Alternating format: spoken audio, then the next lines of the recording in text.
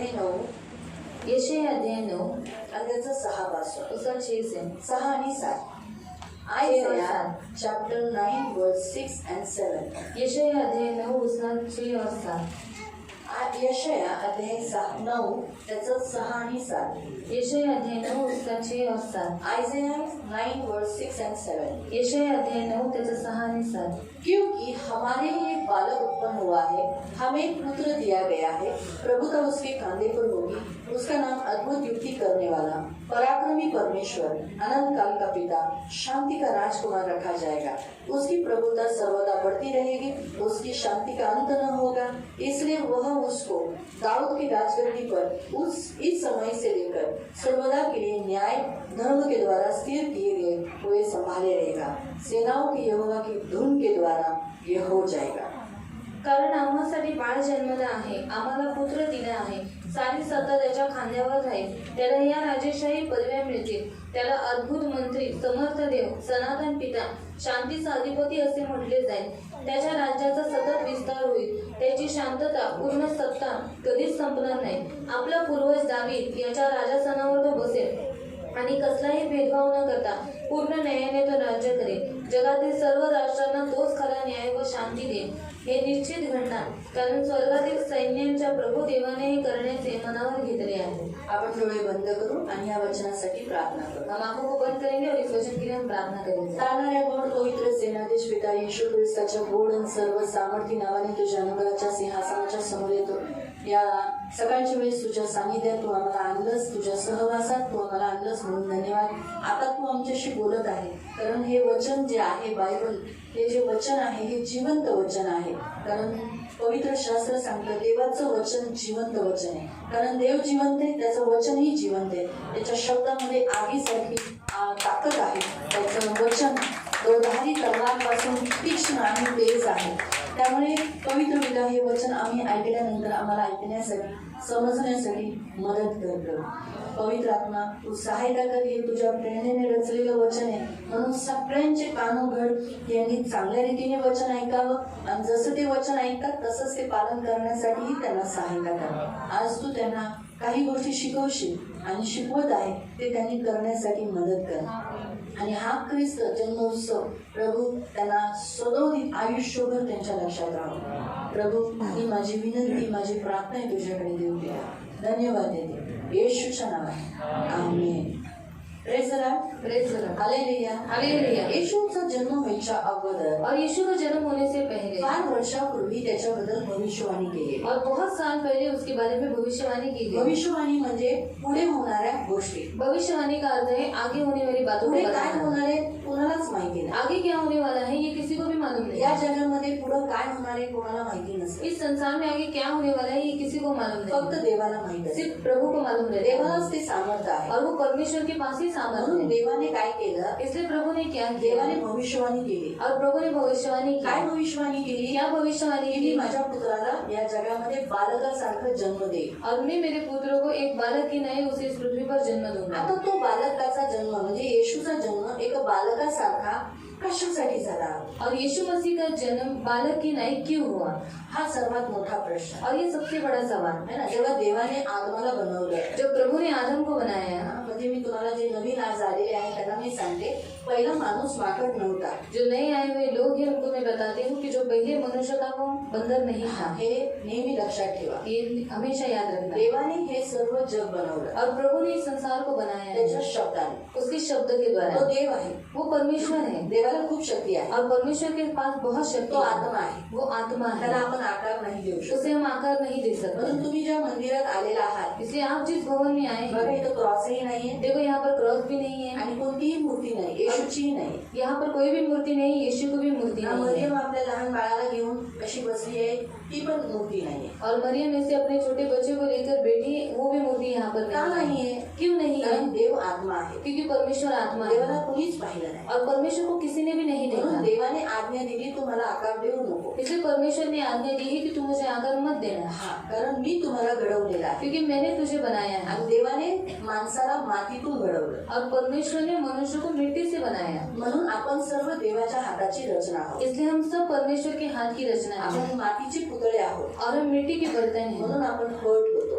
इसलिए हम हर्ट होते है हैं। ना. मातीच्या पुतळ्याला जर जरा जोराने करा तर काय होतो, और मिट्टी के पुतले को थोड़ा जोर से करो तो क्या होता त्याला है, क्रॅक येते ना. और उसे क्रैक आ जाती है। तसंच आपण पण आहे ना लगेच हर्ट होतो, लगेच आपल्याला क्रॅक येतात. तो वैसे ही हम जल्दी हर्ट हो जाते हैं और हमें तुरंत क्रैक आने आणि लगता है। जसा मातीचा पुतळा, तो जैसे मातीचा घडा और मिट्टी का जो बर्तन है किंवा पुतळा या फिर पुतला, त्याला जर आपटलं उसको अगर पटक दिया तर काय होईल, तो क्या होगा, ती चूर चूर होऊन जाईल. और वो टूट जाएगा। म्हणून तसंच आपलं पण आयुष्य संपल्यानंतर आपणही माती हे शरीर सोडून निघून जातो, म्हणून मिटून जातं हे शरीर. वैसे ही हमारा जीवन खत्म होने के बाद हम भी क्या हो जाते हैं, मिट्टी में मिल जाते हैं। म्हणून देवाने माणसाला मातीतून बनवलेला. इसलिए परमेश्वर ने मनुष्य को मिट्टी से बनाया है। माणूस कधीही देवाला बनवू शकत नाही. इसलिए मनुष्य कभी भी परमेश्वर को नहीं बना सकता। हालेलुया. हालेलुया। सगळे बोला हालेलुया. हालेलुया। हालेलुया. हालेलुया।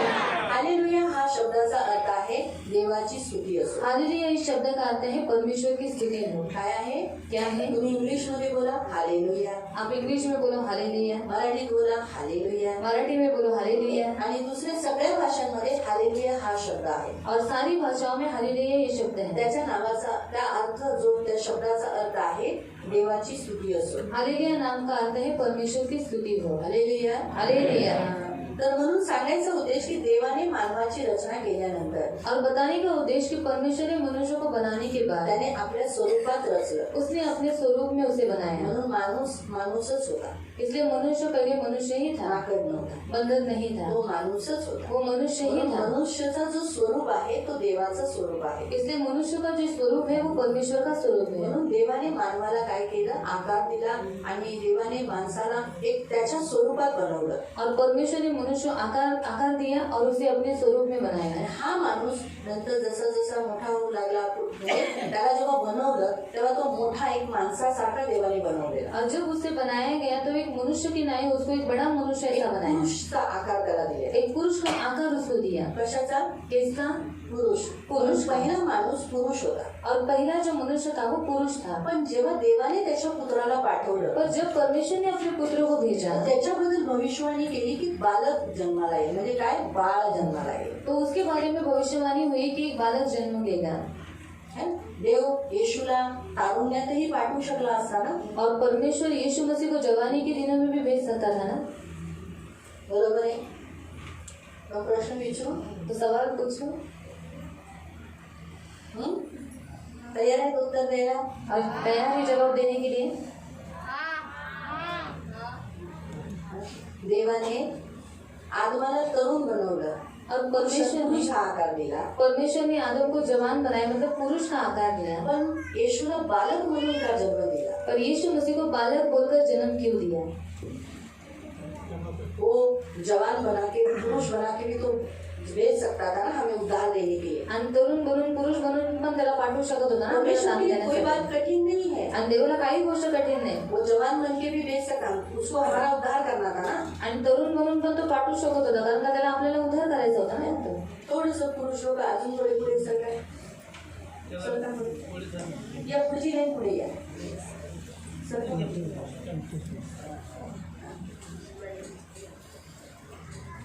काय उत्तर, तो जवाब बताओ।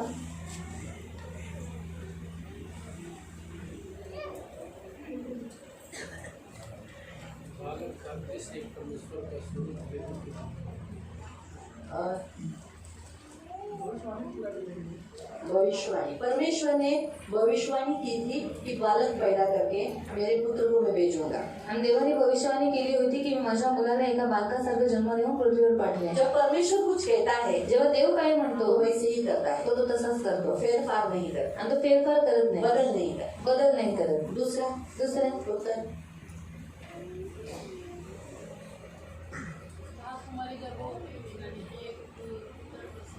हाँ.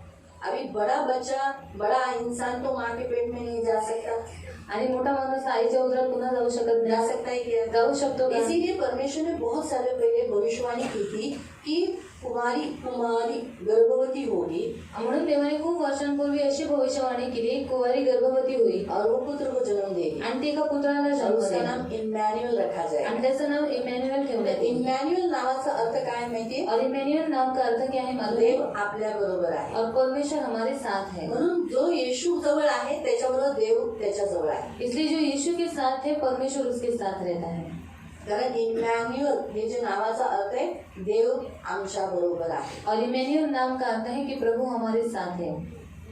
मी तुम्हाला सांगते मी देवाची इच्छा आहे की ही जी लहान मुलं लहानपणापासून येशूचा जन्म का लहानपणापासून झाला और यीशु का जन्म क्यों बचपन से हुआ? यासाठी की देवाला आहे ना लहानपणापासून देवाला येशू दाखवू इच्छित होता की लहानपणापासून देवाला त्याचं आयुष्य पाहिजे. प्रत्येक माणसाचं आयुष्य लहानपणापासून देवाला पाहिजे. और यीशु परमेश्वर दिखाना चाहता था कि बचपन से पूरी जिंदगी परमेश्वर को चाहिए. इसलिए प्रभु क्या करता है, बचपन से लोगों को चुनता है. उसकी इच्छा है कि बचपन से लोग यीशु के पास आए. तुम्ही जर वाचलं ना की येशूचा जन्म बालपणी झाला आणि तो लहानपणापासून देवाच्या भयात देवाच्या अनुग्रहामध्ये वाढत गेला असं लिहिलेलं आहे. और आप बाइबल में पढ़ोगे तो वहाँ पर लिखा है कि यीशु बचपन से ही क्या होता गया, परमेश्वर की बुद्धि में और डिलडॉन में, मनुष्य के डिलडॉन में वो बढ़ता गया. आणि देवाची एक रचना आहे की प्रत्येक माणसाचा जन्म आईच्या उदरात होतो, नंतर या पृथ्वीवर होतो. मग ती तशी रचना होण्यासाठीच आणि जर येशूचा डायरेक्ट जन्म झाला असता ना तरुणपणी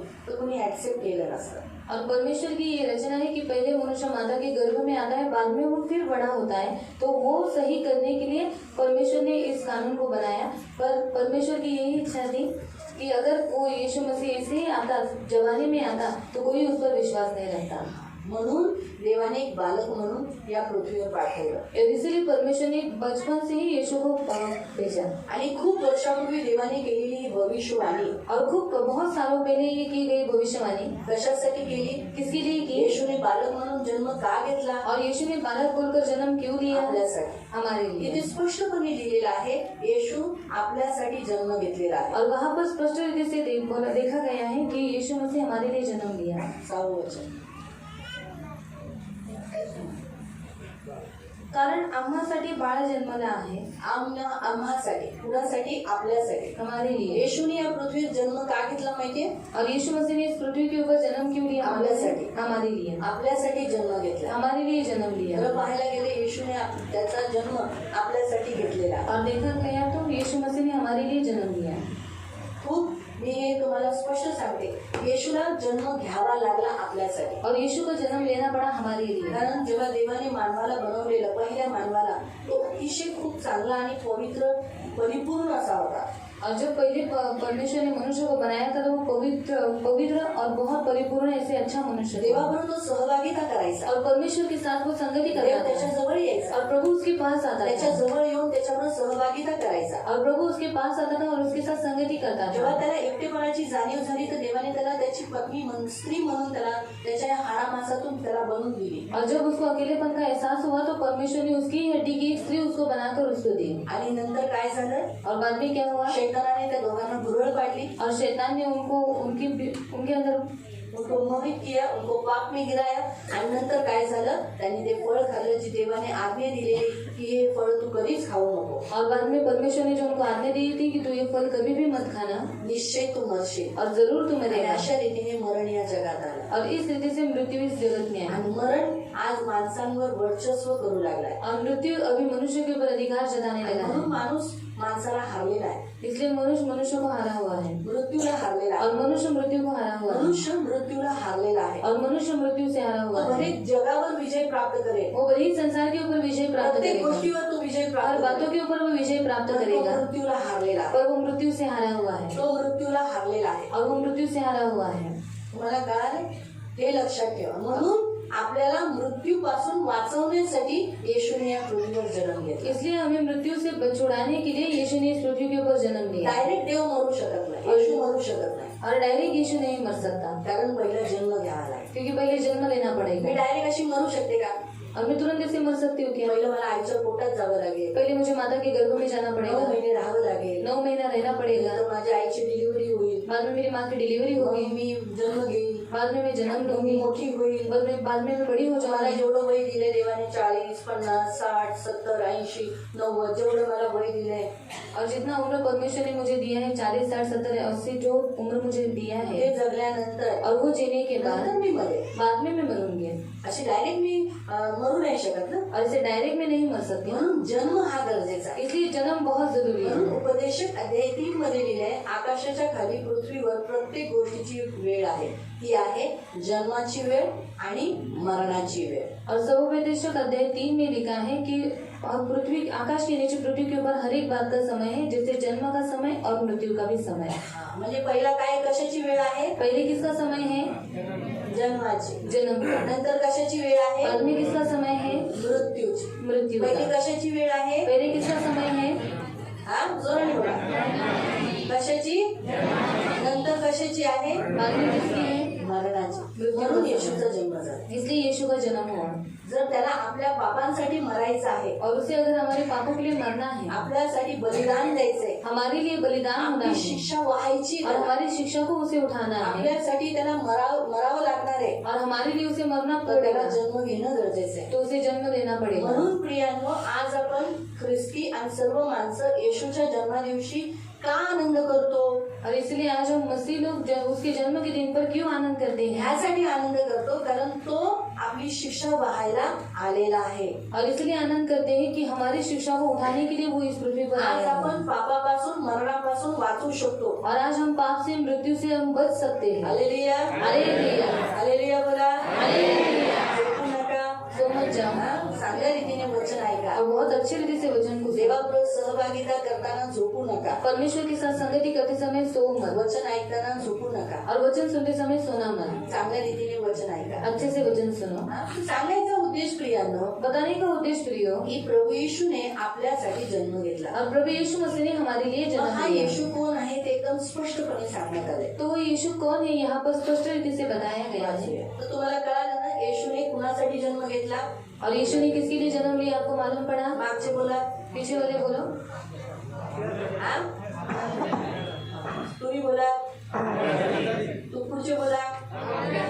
हा, पुढचे बोला. आणि मागचे सगळे बोला. असं पाहिजे. कशासाठी? कशासाठी? येशूने जन्म आपल्यासाठी केला आहे. और यीशु ने जन्म हमारे लिए मग लिया। हा येशू कोण आहे? तो ये यीशु कौन है? येशू देवाचा पुत्र आहे. यीशु परमेश्वर का पुत्र है। परमेश्वर कोण आहे? परमेश्वर कोण आहे? ज्याने आकाश आणि पृथ्वीची रचना केली. जिने आकाश आणि पृथ्वीची निर्मिती केली। आज जे काही आज या जगात दिसत आहे, और इस संसार में आज जो कुछ आपको दिख रहा है, त्याला देवाने बनवलं. उसे परमेश्वर ने बनाया। कुणी बनवलं? किसने बनाया? जोराने बोला. कुणी बनवलं? मग येशू त्या देवाचा कोण आहे? पुत्र आहे. तो यीशु उस परमेश्वर का पुत्र है। मग येशू कोण आहे? तो यीशु कौन है? तुम्ही बोला. कोणत्या देवाचा? यहोवा. अच्छा, डायरेक्ट जम्प केले.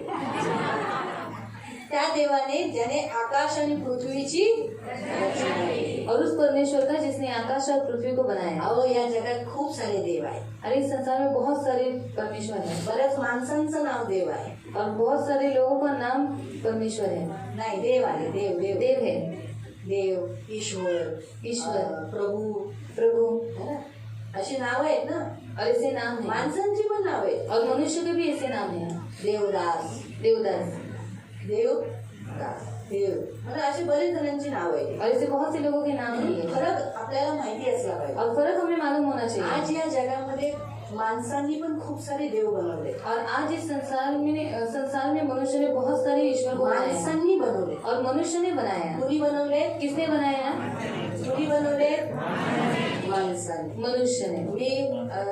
मला एका बाईने प्रश्न विचारलेला. और एक स्त्री ने मुझसे सवाल पूछा तिला था। त्रास होता म्हणून ती प्रार्थनेला आलेली. उसे तकलीफ थी इसलिए वो यहाँ पर प्रार्थना के लिए आई थी। तर ती येशूला तिला मी येशूबद्दल सांगितलं. और मैंने उसे यीशु के बारे में बताया। नंतर मग तिला म्हटलं, तुम्हाला येशू पाहिजे का? मैंने उसको पूछा कि आपको यीशु चाहिए क्या? हो, नाहीतर काय, येशू खूप चांगला आहे. तो उसने कहा कि हाँ मुझे चाहिए क्योंकि वो यीशु बहुत अच्छा है. त्याच्यात मी सांगितलेलं की येशूकडे आल्यानंतर मूर्तीपूजा नाही करायची. और उसमें मैंने ऐसे बताया था कि यीशु के पास आने के बाद मूर्ति पूजा नहीं करना सगळं है. ऐकून झाल्यानंतर और सब कुछ सुनने के बाद मी म्हणते मग मी मूर्तीपूजा करायची नाही का? और वो कहते हैं कि मूर्ति पूजा नहीं करना चाहिए क्या.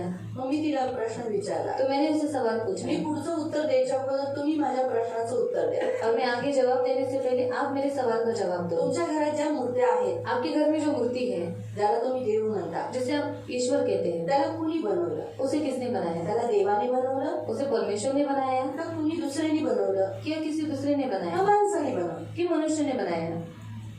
ते गप्प झाले. वो चुप हो गए. म्हणलं मला जोपर्यंत तुम्ही उत्तर देत नाही, और जब तक आप मुझे जवाब नहीं मी देती पण माझं उत्तर देणार नाही. मैं भी मेरा जवाब नहीं तर मी दूंगी तुम्हाला ऑलरेडी बोलून चुकली आहे. क्योंकि मैंने पहले ही आपको बोल चुकी तर हूँ. तुम्ही मला सांगा. इसलिए आप मुझे बताओ. ती म्हणाली माणसाने. तो उसने कहा मनुष्य ने. मी म्हणलं बरोबर. तो मैंने कहा मग बराबर. माणूस देवाला बनवू शकतो का? तो मनुष्य परमेश्वर को बना सकता है क्या. ती म्हणते नाही. वो कहती है नहीं. मग म्हटलं तुम्ही ज्याच्या पुढे झुकता तुमचा देव म्हणून, मग ते देव आहेत का? और आप जिसे दंडवत करते हैं तो वो परमेश्वर है क्या. ती म्हणते नाही. तो उसने कहा मग नहीं. त्या काय आहेत? तो फिर वो क्या है. माणसाच्या हाताची कारागिरी. छान उत्तर दिलं तुम्ही. माणसाच्या हाताची कारागिरी. और मनुष्य के हाथ की कृत्य. म्हणजे मग विचार करा. तो सोचो. मी तुमच्या समोर जो ठेवला आहे देव, तो दिसत नाही. और मैंने जिस परमेश्वर को आपके सामने रखा है वो दिखता नहीं है. आणि तुम्ही ज्याला पाहता तो देव नाही. और आप जिसे देखते हैं वो परमेश्वर नहीं है. आणि मी ज्याला दाखवते और मैं जिसे दिखाती हूँ तो दिसत नाही. वो दिखता पण नहीं तो आहे. पर वो है. आता निवड तुमची. तो चुनाव आपका है. तुम्हाला कळालं. म्हणून या जगामध्ये ज्या माणसाने बनवलेले पण खूप सारे देव आहेत. और इस संसार में मनुष्य ने बनाए हुए बहुत सारे ईश्वर म्हणून मी हैं. तुम्हाला फरक सांगितला. कोणता देव? ज्या देवाने आकाश आणि पृथ्वीची रचना केली आणि तुम्हाला मला बनवलं. और इसलिए मैंने आपको फर्क बताया कि जिस परमेश्वर ने आकाश और पृथ्वी की रचना की और जिस परमेश्वर ने आपको और मुझे बनाया तो देव. वो त्या परमेश्वर है. देवाने त्याचा एकुलता एक पुत्र एक बालकासारखा आपल्यासाठी दिला. और उस परमेश्वर ने अपना एकलौता एक पुत्र एक बालक की नाई हमारे बीच में दिया. 9वे वचन वाचूया. और हम 6वां वचन पढ़ेंगे. कारण आम्हासाठी बाळ जन्माला आला आहे. आपल्यासाठी बाळ म्हणून तो जन्माला आलेला आहे. आम्हाला पुत्र दिला आहे. आपल्याला कोण दिलेला आहे? देवाचा पुत्र. देवाने त्याचा पुत्र दिलेला आहे. परमेश्वर ने उसका बेटा दे दिया है. सारी सत्ता त्याच्या खांद्यावर राहील. तो कसा पुत्र आहे? कोण पुत्र आहे त्याचं बघा. त्याच्या खांद्यावर काय आहे? सर्व सत्ता. और सारी सत्ता उसके खांदे पे है. तो असाच काही आपल्यासारखी लहान बाळ जन्माला येतात तसा नाही. तो साधारण बाळ नाहीये. और वो साधारण बच्चा नहीं है. येशू साधारण नाहीये. और यीशु मसीह साधारण नहीं सर्व है. जगाची सत्ता त्याच्या खांद्यावर आहे. और इस सारी संसार की सत्ता उसके खांदों पर है. पुढे त्याला या राजेशाही पदव्या मिळतील. त्याला राजेशाही पदव्या भेटतील. म्हणून आज त्याला किती सारं माझा देव, माझा प्रभू, माझा दारणारा, माझा उद्धारक, माझं जीवन, माझं सर्वस्व, माझं प्रेम, या सर्व एका राजाच्या समोर जे प्रजा बोलते ते सर्व आज त्याला पदव्या देतात ना. आज आपण तसंच बघा ना. तो खरंच त्या योग्यतेचा आहे. त्याला अद्भुत मंत्री. त्याला काय म्हणण्यात आलंय? अद्भुत मंत्री. आपल्याला तो खरंच मंत्र्यासारखं सल्ला देतो. और वो मंत्री की नहीं हमें सलाह देता है. देता है. आपलं मार्गदर्शन करतो. हमारा मार्गदर्शन करता है. आपल्याला चालवतो. हमें चलाता है. पुढे समर्थ देव. समर्थ देव म्हणजे सगळ्या गोष्टी अशक्याला शक्य करतो आपल्या जीवनात. और वो हमारे जीवन में असंभव बात को भी संभव कर देता है. समर्थ देव जेव्हा आरोग्य देतो. और सामर्थ्य परमेश्वर जो हमें चंगाई देता आपल्या है. आजारातून त्याने आपल्याला सोडवलंय. और हमारी बीमारी से उसने हमें छुड़ाया है. आपल्यामधून भूत काढली आहेत. और हमारे अंदर से भूतों को निकाला है. दुष्टात्म्यांना काढलंय. दुष्ट आत्माओं को समर्थ निकाला देव है. जे आपल्याकडे असल्यामुळे आज भूत आपल्यापासून दूर पळाली. और सामर्थ्य परमेश्वर हमारे अंदर होने के कारण आज भूत हमसे दूर भाग गए. आता तुमच्या जवळ भूत येतात का? अभी आपके पास भूत आते हैं क्या? अंगात घुसतो का? और आपके अंदर आते हैं क्या? तुमच्या अंगाला तरी शरीराला तरी तो स्पर्श करू शकतो का? और आपके शरीर को भी वो स्पर्श कर सकता है क्या? येशू हा समर्थ देव तुमच्या बरोबर आहे. क्योंकि यीशु मसीह सामर्थ्य परमेश्वर आपके साथ है. सनातन पिता. सनातन पिता. ज्याला सनातन म्हणजे त्याचा कधी न अंत होणारा. म्हणून येशू म्हणाला मी आधी मी अंत, मी अल्फा मी ओमेगा. पुढे शांतीचा अधिपती असे म्हटले जाईल. आज तो शांतीचा राजकुमार आहे. और आज वो शांति का राजकुमार है शांती दिलेली आहे. और उसने आज हमें शांति दी आपल्या जीवनात मी म्हणत नाही की आज आपण येशूकडे आहोत तर आपल्याला दुःख नाही, त्रास नाही, आहेत ना, पण त्याच्यात शांती आहे. और मैं ये नहीं कहती कि आज हमारे पास यीशु तो हमारे जीवन में दुख नहीं, संकट नहीं है ना, पर उसमें हमें शांति है. आपलं मन विचलित होत, हमारा मन विचलित नहीं होता. प्रभूची शांती देतो, मग तो आहे ना मी. अब प्रभु शांति देता है कि हूं ना मैं. मग पुढे त्याच्या राज्याचा सतत विस्तार होईल. त्याचं राज्य वाढत राहणार, उसका राज्य बढ़ता रहेगा, कमी नाही होणार. कम नहीं होगा. जेवढी लोक येशूच्या विरोधात उठतील तेवढं येशूचं राज्य वाढेल. जितने लोग यीशु मसीह के विरोध में उठेंगे उतना मसीह का राज्य हे नेहमी बढ़ेगा. लक्षात ठेवा. ये हमेशा याद मी रखना. तुम्हाला सांगते, जेव्हा जगामध्ये चर्च तोडलं जातं, और मैं आपको बताती हूँ, जब संसार में चर्च को तोड़ा जाता है, येशूच्या लोकांना मारलं जातं, यीशु के लोगों को मारा जाता भिवू है, नका. डरो मत. कारण जेवढा त्रास तेवढं त्याचं राज्य वाढेल. क्योंकि जितनी तकलीफ उतना उसका राज्य म्हणून बढ़ेगा. महात्मा गांधींनी सांगितलं होतं त्याच्या काही शिष्यांना की ख्रिस्ती लोकांना जर वाढायचं नसेल ना, और महात्मा गांधी ने कुछ लोगों को बताया था कि अगर मसीहों को अगर बढ़ाना नहीं है उनको छलो मत, तो त्यांना छोड़ू नका.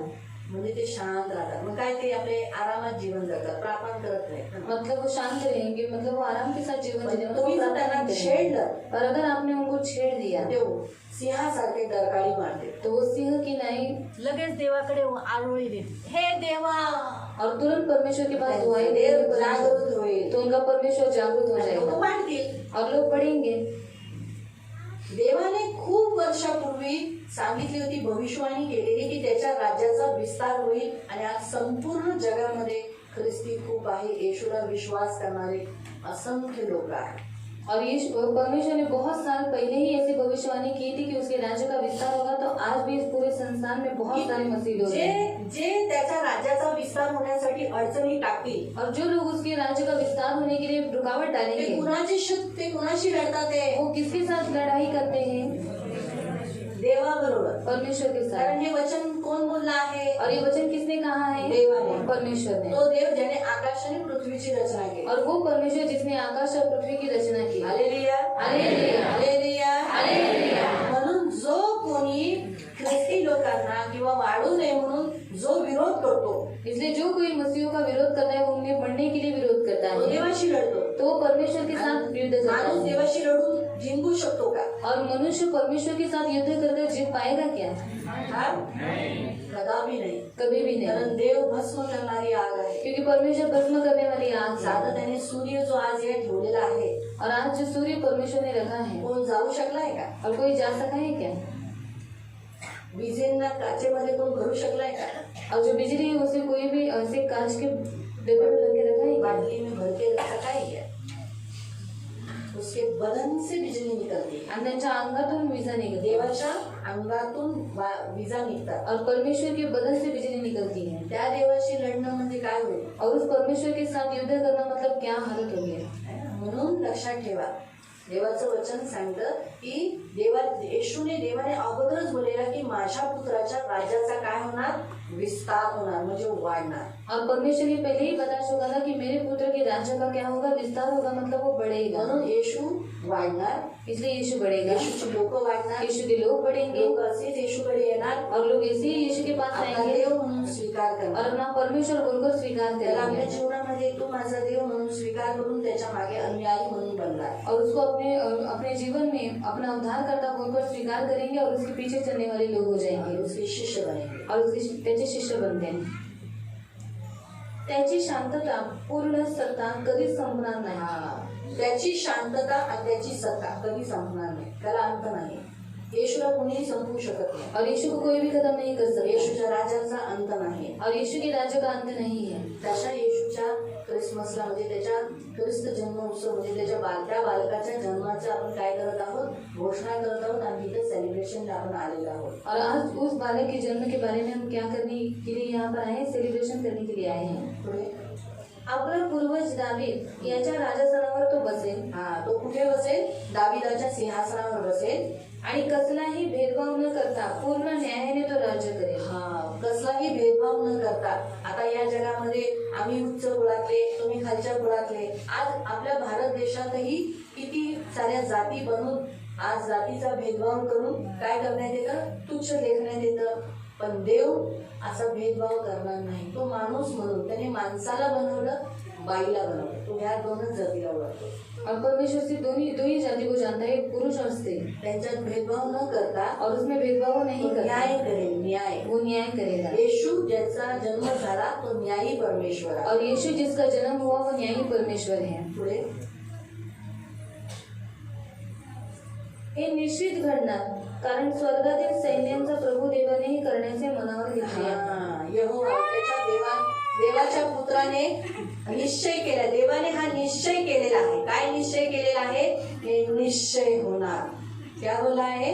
लिखा है सेनाओं के यहोवा के धुन के द्वारा ये होगा. म्हणजे जब होगा बोला है तो क्या होगा? होगा. तो सचमुच 2021 साल पहले ये हुआ.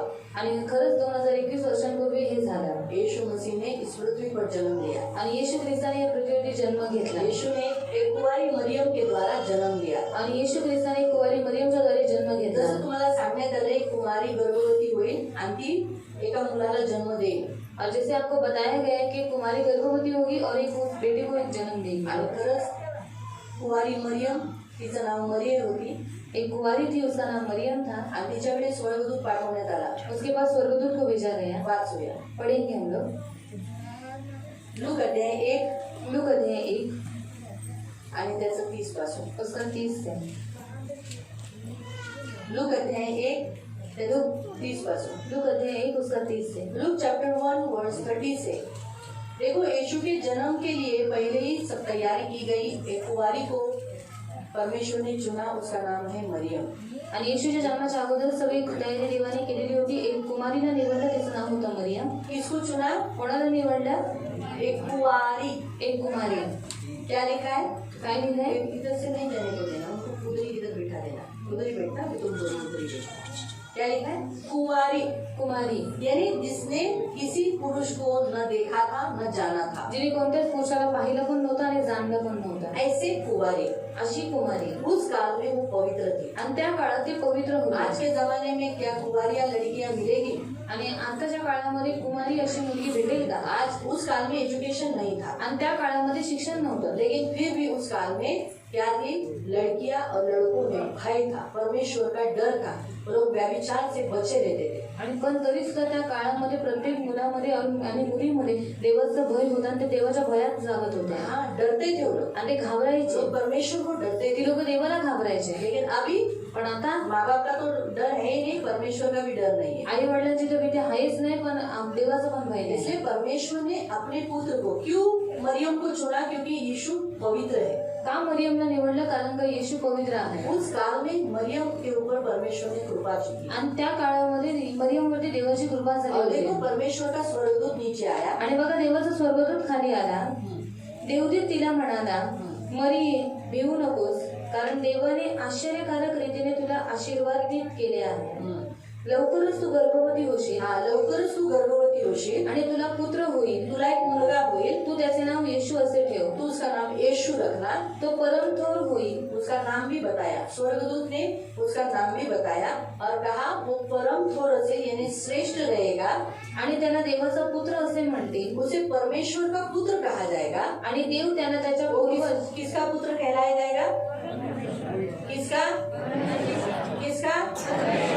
हाँ, तो यीशु साधारण नहीं है. आणि येशू ख्रिस्त साधारण नाही आहे. किसका है? कोणाचा? परमेश्वर का बेटा है. देवाचा पुत्र. देखो, आज इस संसार में कितने बड़े बड़े लोग हैं, आज या जगामध्ये किती मोठी मोठी लोक आहेत, लेकिन उनका जन्मदिन मनाया जाता है. पण त्यांचा वाढदिवस मनवण्यात ये येतो. सारे जगत में मनाया जाता है क्या? पण संपूर्ण जगात मनवण्यात येतो का?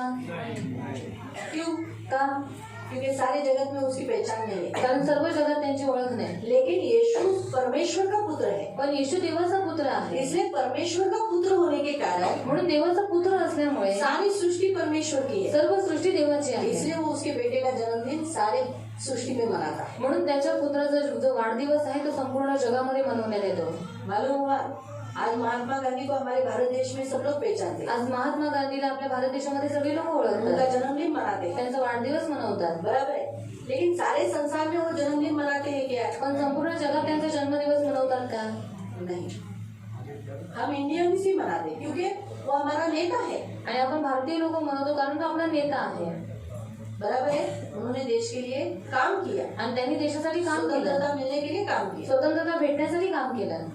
लेकिन सारे संसार में उसका बर्थडे नहीं मनाते. पण संपूर्ण जगात त्यांचा वाढदिवस नाही मनवत. यीशु का जन्मदिन क्योंकि वो परमेश्वर का पुत्र होने के कारण सारे जगत में मनाते. पण येशू ख्रिस्ताचा जन्मदिवस संपूर्ण जगामध्ये मनवण्यात येतो कारण का तो देवाचा पुत्र आहे. हे लक्षात ठेवा. आणि हमेशा याद रखना. आणि तो स्वर्गदूत सुद्धा हेच म्हणत आहे, तो देवाचा पुत्र आहे. और स्वर्गदूत भी यही कहता है कि वो परमेश्वर का पुत्र है आणि देव त्याला त्याच्या पूर्वज दाविदाचे सिंहासन दे. तो याकोबाच्या घराण्यावर निरंतर राज्य करेल. त्याच्या राज्याचा अंत कधीही होणार नाही. मरियेने देवदूताला विचारले, हा आता तिने मोठा प्रश्न केला, पण मला मूल कसे होईल? मला कसं मूल होईल? मी कुमारिका आहे. मी काय आहे? कुमारिक आहे. मी कोणत्याच पुरुषाला कधीच जाणलं नाही. यावर देवदूताने उत्तर दिले, पवित्र आत्मा तुझ्यावर येईल. तुझ्यावर देवाचा आत्मा येईल, ती तुझ्यावर छाया करेल. हा आणि देवाचे सामर्थ्य तुझ्यावर सावली धरेल. हा देवाची सावली, देवाच्या सामर्थ्याची सावली तुझ्यावर येईल. त्यामुळे तुला होणाऱ्या पुत्राला देवाचा पुत्र असे म्हणून म्हणून तुला जे मूल होणार आहे त्याला देवाचं मूल म्हणण्यात येईल, तुझं नाही, मरियेचं नाही. मरियम का नाही? कुणाचं? किसका? देवाचं. म्हणून आम्ही मरियेला आदर देतो, प्रेम करतो, रिस्पेक्ट देतो, कारण तिने आपल्या स्वतःला देवाच्या समोर समर्पित केलं. जर तिने केलं नसतं तर इसलिए मरियम को आदर देते, उसको प्यार करते. क्यों? क्योंकि उसने अपने आप को परमेश्वर के लिए समर्पित किया. अगर उसने नहीं किया होता तो त्या बाईला खरंच मानावं लागेल. और स्त्री को मानना पड़ेगा. कारण त्या काळामध्ये जो कोणी लग्नाच्या अगोदर गरोदर राहिलं, क्योंकि उस काल में जो कोई शादी से पहले गर्भवती होगा तर काय होतं माहितीये? तो क्या होता है मालूम है?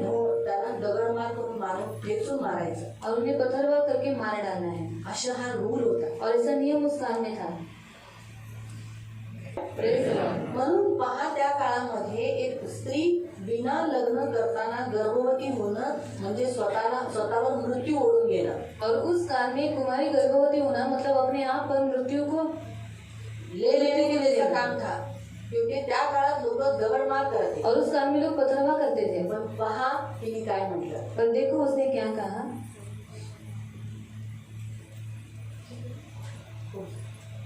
मरियम म्हणाली, मी देवाची दासी आहे. मी देवाची दासी आहे. तुझ्या संदेशाप्रमाणे मला हो. तू जसा संदेश देवाकडून घेऊन आलास की माझ्याकडे गर्भामध्ये देवाचा पुत्र व्हावा, तसंच हो.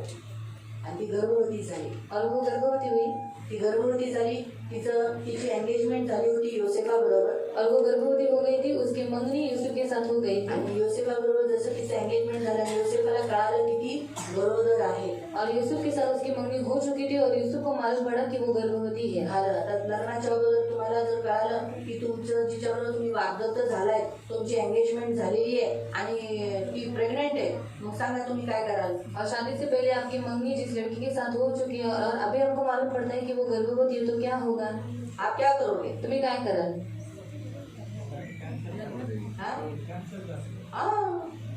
बराबर है. आप लोग कैंसिल करोगे. आप लोग बोलो, अरे बाबा मेरा बच्चा नहीं है उसके पेट में. आणि तर मॅडम माझा मुलगा आहे तिच्या पोटामध्ये. असंच बोला ना. ऐसे ही बोलोगे ना. अरे बाबा ही धोकेबाज निघाली पोरगी, और ये लड़की धोखेबाज निकली, चांगली नाहीये. अच्छी नहीं है. म्हणून योसेफ धर्मी होता. इसलिए यूसुफ नीतिमान बस आहे. मत्ती अध्यायामध्ये जाऊया. मत्ती अध्याय में हम जाएंगे. मत्ती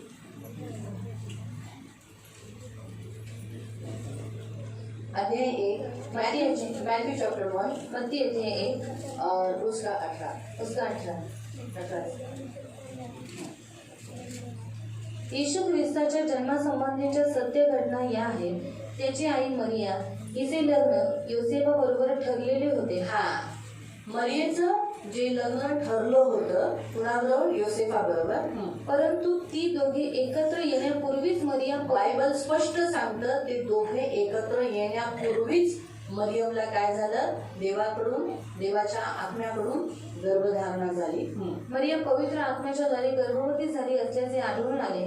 तिचा भावी पती सरळ मार्गाने तिचा चालणारा होता. होणारा नवरा, भावी पती म्हणजे होणारा नवरा, त्याला कळून आलं तिचा भावी पती सरळ मार्गाने चालणारा होता. तो एकदम सरळ मार्गाने चालणारा होता. आजच्या युगात योसेफला सारखे सगळे वा, सरळ मार्गाने चला, वाकडे बिकडे नका चालू. और यूसुफ की नहीं म्हणून सीधे मार्ग पर चलो, टेढ़े मेढ़े मार्ग पर नहीं चला. स्पष्टपणे सांगितले तो सरळ मार्गाने चालणारा होता. समाजात तिची मानहानी होऊ नये. हा, समाजात तिची बदनामी होऊ नये किंवा तिला दगडमार मारू नये, दगडने ठेचून तिला मारून टाकू नये लोकांनी, म्हणून अशी त्याची इच्छा होती. हा म्हणून तिच्याशी ठरलेले आपले लग्न गुपचूपपणे मोडण्याचे त्याने ठरवले. म्हणून त्याने गपचूपपणे तिला त्यागायचा प्रयत्न केला. पण काय झालं तसं बघा. याच गोष्टींच्या विचारात गढून तो झोपी गेला. त्याला एक स्वप्न पडले. स्वप्नात आपल्याजवळ एक देवदूत उभा असल्याचे त्याने पाहिले. त्याला स्वप्नामध्ये स्वर्गदूत त्याने पाहिला आणि त्या स्वर्गदूताने जसा मरियेशी बोलला त्याच्याशी बोलला. देवदूत म्हणाला, योसेफा, दाविदाच्या पुत्रा, मरियेचा पत्नी म्हणून स्वीकार करण्यास मागे पुढे पाहू नकोस, कारण तिची गर्भधारणा पवित्र आत्म्याकडून झाली आहे. तिला पुत्र होईल आणि तू त्याचे नाव येशू ठेव, कारण तोच आपल्या लोकांस त्यांच्या पापांपासून वाचवेल. हा, किती छान रीतीने त्या स्वर्गदूताने सांगितलं की तिच्या गर्भात जे बाळ आहे ते देवाकडून आहे, पवित्र आत्म्याकडून आहे. तू त्याला त्याची स्वतःची पत्नी म्हणून घे, पण काय कर, जसं बाळ झालं की त्याचं नाव येशू ठेव, कारण त्याचं काम काय आहे, तो सर्व माणसांना तारण देणार आहे. वो क्या करने वाला है, सब मनुष्य को पापों से उद्धार करने वाला है, इसीलिए तो उसका नाम क्या रखना, यीशु रखना. तो यीशु नाम का अर्थ है उद्धार देने वाला. येशू नावाचा अर्थ आहे तारण देणारा. उद्धार देने वाला है, पापों से मुक्ती करने वाला. आणि तारण देणारा म्हणजे पापांपासून मुक्ती देणारा. आणि त्याच्यानंतर त्याने विवाह केला. उसके बाद में उसने विवाह किया. तर उसे न कभी छुआ, तोपर्यंत तिला त्याने स्पर्शही केला. आगे हम पढ़ सकते हैं, पुढे तुम्ही वाचू शकता. हम पढ़ सकते हैं 25 वचन. तरी पण तिच्या पुत्राचा जन्म होईपर्यंत त्याने तिला जाणले नाही. ना उसे पहचाना. मग योसेफाने त्याचे नाव येशू ठेवले. और वो पुत्र जनी और उसने उस बेटे का नाम क्या रखा, यीशु रखा. प्रियो, यीशु का जन्म उस काल में बेथलेहम में हुआ. आणि येशू ख्रिस्ताचा जन्म त्या काळामध्ये बेथलेहम गावात झाला. बेथलेहम गांव में हुआ. बेथलेहम गावात झाला. और हम देखते हैं कि यहाँ पर हम देखेंगे कि यीशु का जन्म कैसे हुआ. आपण पाहूया की येशूचा जन्म कसा झाला. जसा आपला जन्म होतो, जैसे हमारा जन्म होता है, येशूचाही जन्म झाला. यीशु का भी जन्म हुआ. पण आपला जन्म आपल्या घरात झाला असेल, पर हमारा जन्म हमारे घर में हुआ होगा. बरोबर आहे, सही बात है. हॉस्पिटलमध्ये झाला असेल. हॉस्पिटल में हुआ होगा. पण येशूचा जन्म पहा तो कुठे झाला. देवपित्याने त्याचा पुत्राचा जन्म एका गव्हाणीमध्ये गायच्या गोठ्यामध्ये करवला. और यीशु का जन्म, उसके परमेश्वर के पुत्र का जन्म कहाँ पर हुआ, गाय के गोठे में. हा, वाचूया त्याबद्दल. लूक अध्याय 2. लूक अध्याय 2. Look chapter 2. लूक अध्याय 2.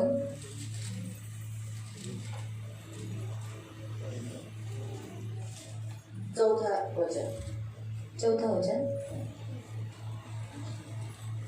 योसेफ राजघराण्यातील असल्यामुळे त्याला दावीद राजाच्या प्राचीन गावी म्हणजे यहुदा प्रांतातील बेथलेहम या गावी जावे लागले. त्याला बेथलेहम या गावी का जावं लागलं, कारण देवाने खूप वर्षापूर्वी भविष्यवाणी केलेली की माझ्या पुत्राचा जन्म बेथलेहमामध्ये होईल. हे मिका अध्यायामध्ये तुम्ही वाचू शकता. और मिका अध्याय में आप पढ़ सकते हैं. वहाँ पर बहुत साल पहले परमेश्वर ने ऐसी भविष्यवाणी की थी कि जो मेरा पुत्र है बेथलेहम गांव में जन्म लेगा. 5:2. मिका अध्याय 5 त्याचं 2. मिका अध्याय 5 उसका 2. गालिल प्रांतातील नासरेत या गावाहून त्याने आपला प्रवास सुरू केला. नाव नोंदणीसाठी त्याने आपली वाग्दत्त वधू मरिया हिला बरोबर घेतले. ती गर्भवती होती. ती दोघे बेथलेहम येथे जात असताना तिचे प्रसूतीचे दिवस भरले आणि तिने आपल्या पहिल्या पुत्राला जन्म दिला. तिने त्याला बाळंतल्याने गुंडाळून गव्हाणीत भिजवले, कारण धर्मशाळेत त्यांना जागा मिळाली नाही. जेव्हा ते बेथलेहम मध्ये गेले, जेव्हा बेथलेहम में आपल्या बायकोचं, मुलाचं आणि त्याचं नाव ते नोंदणी केली और अपने पति का, अपने बेटे का और अपना नाम उसने वहाँ पर दर्ज किया. पण त्यावेळेला तिला प्रसूतीच्या कळा सुरू झाल्या. और उस समय उसको प्रसूति वेदना चालू हुई. त्यावेळेला तिथं जागा नव्हती. और वहाँ पर उस समय जगह नहीं. सगळेजण आपापली घरं सोडून त्या गावामध्ये नाव नोंदणी करण्यासाठी आले होते. क्योंकि सब लोग अपनी जगह को छोड़कर उस गांव में अपने नाम को दर्ज करने के लिए आए. काय झालं, फिर क्या हुआ, त्यांना जागा नाही भेटली. और उनको जगह नहीं शेवटी मिली. त्यांना कुठं जागा भेटली, और आखिर में उनको कहाँ पर जगह गायच्या मिली? गोठ्यामध्ये. गाय के गोठे में. गायच्या गोठ्यामध्ये. गाय की गोठे किती में. विचित्र वाटते ना ही गोष्ट, और कितनी विचित्र बात है की ये. ज्या देवाचा पुत्र ज्याने सर्व जग बनवलं, त्याला त्याच्या पुत्रासाठी जागा नाही जन्म घेण्यासाठी. और जिस परमेश्वर ने पूरी सृष्टि को बनाया है, उसके पुत्र के लिए उसको इस पृथ्वी पर जगह नहीं है. सो विचार करण्यासारखी गोष्ट आहे ना. सोचने वाली बात है ना. देव आहे, तो कुठेही जन्माला देऊ शकत होता. और वो परमेश्वर है, वो कहाँ पर भी उसे जन्म दे सकता था. देवाने गायचा गोठा का निवडला. और परमेश्वर ने गाय की गोठी का भी वहाँ पर यूज तुम्ही किया. गायचा गोठा कधी बघितलाय का? अपने गाय का गोठा कभी देखा है क्या? काय आहे ते? क्या है वहाँ पर? शेण आहे आणि वास आहे ना? गोबर है, बांस है। बरोबर आहे.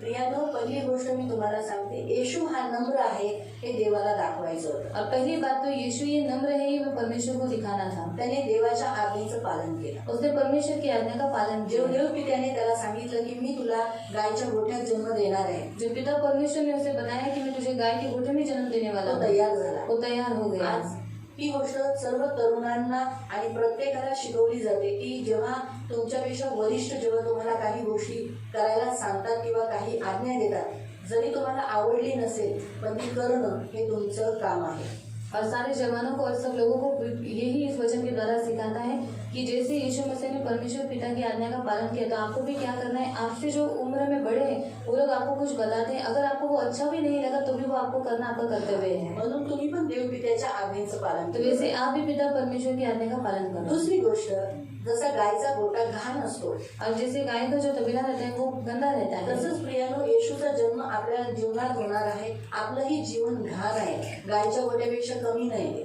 और हमारे जीवन में यीशु मसीह जन्म देने वाला है, तो हमारा जीवन भी अच्छा नहीं, वो गाय के घोड़े से कम नहीं है। हा, आपल्या पण जीवनामध्ये वास आहे, हमारे जीवन में भी बदबू है पापाचा वास आहे, और पाप की बदबू पापाची है दुर्गंधी आहे. और पाप की गंदगी तर है। आपल्या अंतःकरणात तर काय निघतं? क्योंकि हमारे जीवन से क्या निकलता वाईट है? वाईट विचार निघतात. बुरी बुरी सोच बरोबर निकलती आहे. है। आपल्या अंतःकरणातून आपल्या आतून काय निघतं? और हमारे मन से क्या निकलता है? वाईट विचार निघतात. बुरी बुरी विचार जेव्हा निकलते एखादी हैं। बाई सुंदर किंवा मुलगी जर असेल, वा आतून म्हणतो, जरी आपण तोंडाने काय नाही बोलणार, असं फक्त असं बघू, पण नंतर आतून म्हणेल क्या माल आहे रे, काशी मेरी बीवी होती, आणि काशी माझी बायको असली असते, है ना?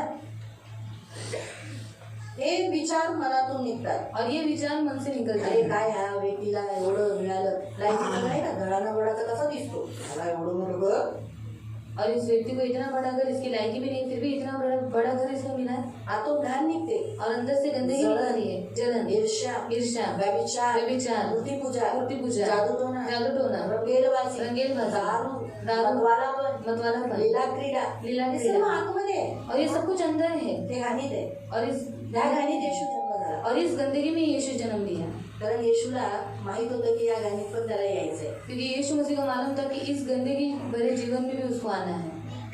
माहिती पडलं? आणि म्हणून त्याने गायच्या गोठ्यात जन्म घेतला. इसलिए उसने गाय के गोटे में जन्म लिया। तिसरा मुख्य पॉइंट, गायच्या गोठ्यात ह्यासाठी जन्म घेतला कारण येशू जर त्याने महलात जन्म घेतला असता, और तीसरी बात कि गाय के गोटे में उसने इसलिए जन्म लिया, अगर वो महल में जन्म लेता तर ते मेंढपाळ जे आहेत ते त्या महलात जाऊ शकले नसते. और जो चरवाहे हैं वो उस महल में वो नहीं जा पाते। राजांचे जे महल असतात और राजाओं का जो महल रहता तिथे है, कोणी जाऊ शकतो का? और सहज वहाँ पर कोई भी आसानी से जा सकता है क्या?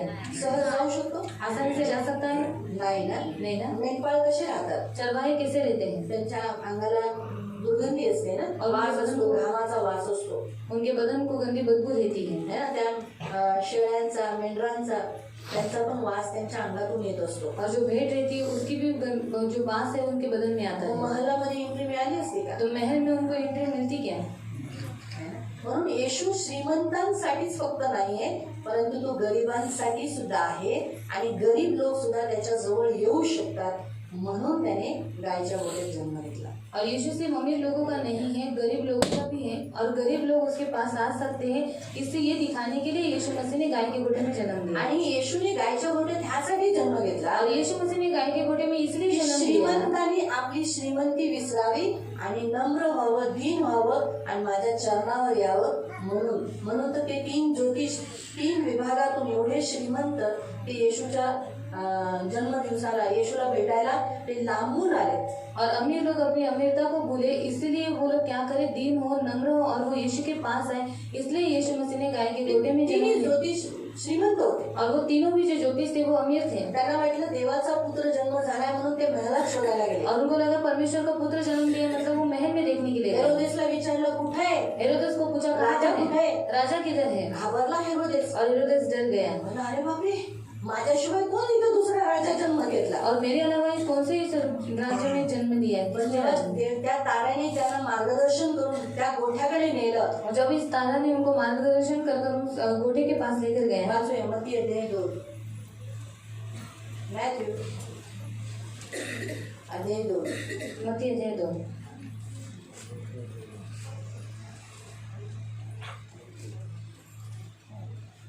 त्याचं 9 पासून.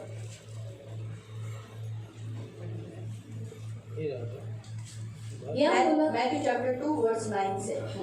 या मुलाखतीनंतर ते शास्त्रज्ञ पुढे निघाले. हा तो ते पहा- काय केलं, राजाला भेटून कळालं की अरे बाबा महलात तर राजाचा जन्म येशू तर नाहीये. म्हणून ते जसे त्या महलातून बाहेर निघाले, तो पहा, जो तारा त्यांनी पूर्व दिशेला पाहिला होता, ज्या ताराने त्यांना बेथलेहमात आणलं होतं तो तारा पुन्हा त्यांना दिसला. तो बालक होता त्या जागेच्या वर जाऊन थांबेपर्यंत त्यांच्या पुढे चालला. जिथं तो तारा घेऊन जायला पाहिजे होता तिथपर्यंत त्या ताऱ्याने त्यांचं मार्गदर्शन केलं. हे पाहून त्यांचा आनंद गगनात मावेनासा झाला. ते इतके आनंदित झाले की अरे त्या बालकाला त्याने पाहिलं, गव्हाणीमध्ये ठेवलेलं. इतके आनंदित झाले. ज्या घरात बालक व त्याची आई मरियम होती त्या घरात ते गेले आणि जमिनीवर दंडवत घालून त्यांनी बालकाला नमन केले. त्यांनी पाहिलं की बालक त्या गव्हाणीमध्ये निजलेला आहे. त्यांनी त्याला काय केलं, त्याच्या पुढं, कुणाच्या पुढं, किसके सामने? तिथे योसेफ होता, वहाँ पर यूसुफ था, मरियम थी. पण इथं स्पष्टपणे लिहिलेलं आहे, स्पष्टता से यहाँ पर त्या लिखा है, तिघांनी, त्या श्रीमंतांनी काय केलं, त्या बालकाच्या पुढं दंडवत केला. और तीनों अमीरों ने क्या किया? उस बालक के सामने दंडवत किया. तुम्हाला माहिती आहे दंडवत कसा केला जातो? आपको मालूम है दंडवत कैसे किया जाता है? कसा केला जातो? कैसे किया जाता है? हा? दंडवत 2 प्रकार असतो. दंडवत 2 प्रकार के रहते हैं. एक असतो गुडघ्यावर टेकतात, एक रहता है घुटने के ऊपर बैठते हैं असं. हा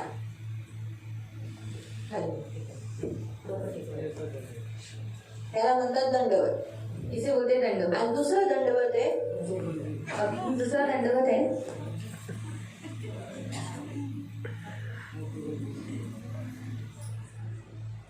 हा दुसरा प्रकार आहे दंडवत.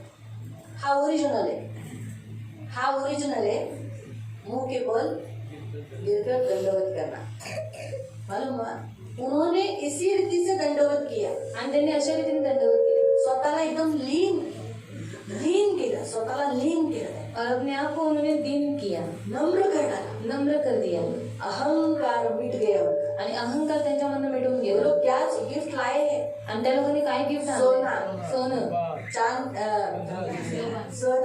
सोनं, लोबान, गंधरस आणि गंधरस. ऐसे अनमोल भेंट वो यीशु को चढ़ाने, तो आप सोचो वो कितने अमीर है. आणि एवढी अनमोल भेट वस्तू ते देवाला अर्पण करतात म्हणजे विचार करा ते किती श्रीमंत आहे. लेकिन उनको आना कहाँ पड़ा? पण त्यांना कुठे यावं लागलं? गाय के गोठे में. गायच्या गोठ्यात. और उन्होंने अपने कपड़े, बापरे काय घाण दिसते, आणि यहाँ तो गंदगी गवत आहे सगळं, असं घास आहे, शेण पण आहे, गोबर भी है. अरे बाबा तर काय करू? अभी क्या करूं? असंच करतो. जाने तो ऐसे ही करता हूँ. असं नाही केलं त्याने. ऐसा नहीं किया उसने. जेव्हा ते येशूकडे आले त्यांना ते घाण बिन काही दिसले नाही. जब वो यीशु के पास आए तो उनको वो गंदगी कहीं पर भी नहीं ते दिखाई. येशूकडे आल्यानंतर त्यांना हे पण आठवण नाही राहिली की ते श्रीमंत आहेत, ते स्वतःला विसरून गेले. और यीशु मसीह के पास आने के बाद उनको ये भी याद नहीं रहा कि वो अमीर है. वो अपने आप को भूल गए. और वो ते काय झाले, स्वतः अगदी बालकाच्या समोर एवढे आनंदित झाले, त्यांनी सरळ दंडवत केला. और वो इतने आनंदित हुए कि उन्होंने उस बालक को दंडवत किया. और उन्होंने क्या किया? त्यांनी काय केलं? दंडवत घालून त्यांनी बालकाला नमन केले. नंतर त्यांनी आपले नजराणे उघडले आणि पहला क्या किया? उनको नमन किया, यानी उपासना किया. इसलिए प्रियो, जब हम क्रिसमस में आते हैं, यीशु के सामने आते, तो हमें नमन करना, दंडवत करना, स्तुति आराधना करना, उसका भक्ति करना जरूरी होता है. म्हणून जेव्हा आपण क्रिसमसला येतो तर त्याला दंडवत करणं, त्याला नमन करणं, स्तुती आराधना करणं हे गरजेचं आहे. हम क्रिसमस मनाते हैं, लेकिन अगर हम स्तुति आराधना नहीं करते, हम भक्ति नहीं करते, उसको धन्यवाद नहीं देते, तो कोई फायदा नहीं. आपण क्रिसमस मनवतो पण आपण त्याला दंडवत करत नाही, त्याला नमन करत नाही, मग आपल्याला याचा काही फायदा नाही. उन्होंने भेंट चढ़ाने से पहले प्रभु की स्तुति की, उपासना की. आणि त्यांनी भेट वस्तू चढवायच्या अगोदर देवाची स्तुती केली, त्याची उपासना केली. अगले साल जब आप क्रिसमस में आओगे, जब भी आप चर्च में आओगे, तब आप यीशु को मिलने आते हो, तो आपको उपासना करना है, ये सोचकर समय से निकलो. आणि पुढच्या वेळेस तुम्ही जेव्हा क्रिसमसला याल तेव्हा हे विचार करून या की मला देवाला दंडवत करायला, नमन करायला, त्याची भक्ती करायला जायचं. फक्त क्रिसमसला नाही, चर्चला सुद्धा. कारण चर्च ही अशी जागा आहे जिथं येशू भेटतो. और चर्च ही ऐसी जगह है जहाँ पर यीशु यीशु मिलता है। जैसे अपन पाहिलं यहाँ पर हमने देखा कि यीशु कहाँ था, वहाँ पर वो लोग गए।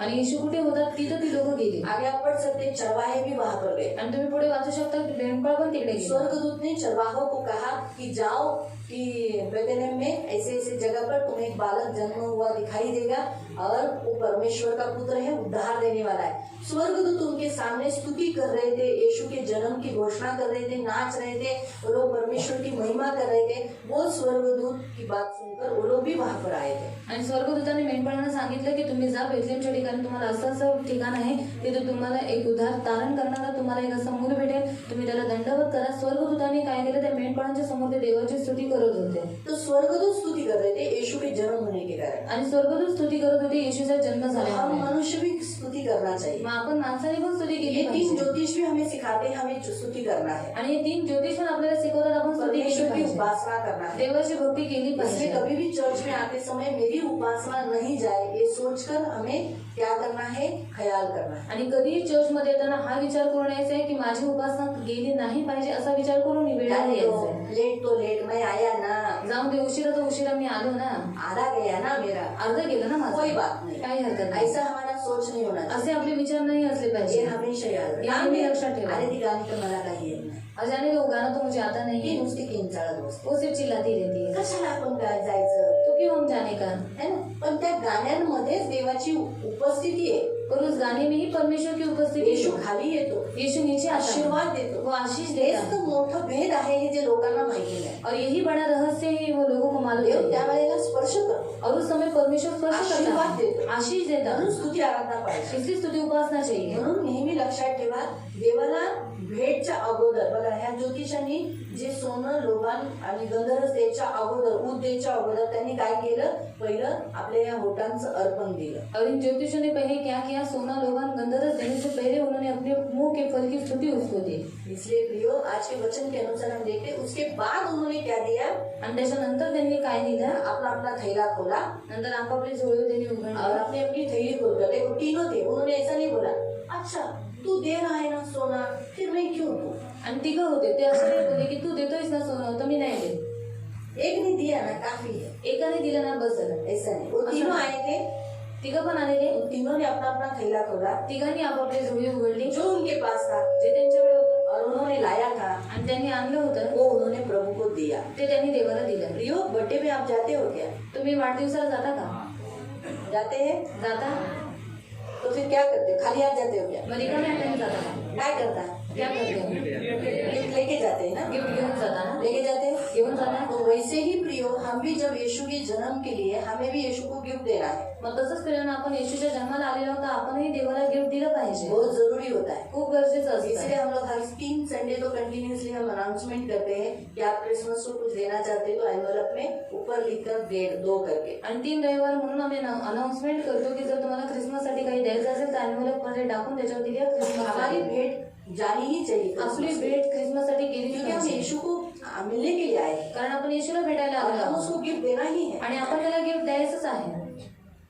मालूम हुआ, माहित झालं, परमेश्वर हमें सिखाता है क्रिसमस के दिन में हम यीशु को भेंट देना। देव आपल्याला शिकवते की आपण क्रिसमसच्या दिवशी देवाला भेट देणार। सच पूछो, देखा गया तो परमेश्वर ने खुद ही हमको भेंट दिया है, आणि पहिला बघण्यात आला तर मग देवानेच आपल्याला गिफ्ट सबसे दिलेला बेस्ट आहे, गिफ्ट दिया है। सर्वात उत्तम गिफ्ट वो दिलेला आहे, गिफ्ट है यीशु मसीह। ते गिफ्ट आहे येशू ख्रिस्त। यीशु मसीह, यीशु परमेश्वर ने सबसे बेस्ट गिफ्ट दिया है। आणि पिता परमेश्वराने येशू ख्रिस्त हा उत्तम गिफ्ट दिलेला उत्तम आहे। असं गिफ्ट तुम्हाला दिले जे कधी संपणार नाही, कधीच तुम्ही जेवढं वाटाल तेवढं ते वाढेल। और उत्तम ऐसा गिफ्ट आपको मिला है, जितना आप उसे बांटोगे उतना आपका बढ़ेगा। तुम्ही जी भेट देता ती भेट अशी आहे ती संपणारी आहे, और आप जो भेंट देते वो ऐसी भेंट वस्तु है जो खत्म हो जाती पण है। देव जी भेट दिली, देवाने जी तुम्हाला भेट दिली आहे ती भेट अशी की उत्कृष्ट आहे की ज्याच्याने तुम्हाला जीवन मिळाले, स्वर्ग मिळालेला आहे। और परमेश्वर ने जो आपको गिफ्ट दिया है वो इतना उत्तम गिफ्ट है कि उसके द्वारा आज आपको स्वर्ग भी मिला है और जीवन भी मिला है। Hallelujah, hallelujah, hallelujah, hallelujah, hallelujah, hallelujah, बोलेंगे हालेलुया, हालेलुया, जोर से बोलेंगे हालेलुया, और जोर से बोलेंगे बोलो यीशु महाराज की, बोलो यीशु महाराज की, बोलो यीशु महाराज की। येशूची प्रीती लय भारी, लय भारी, येशूची दया लय भारी, लय भारी। तो बोला येशू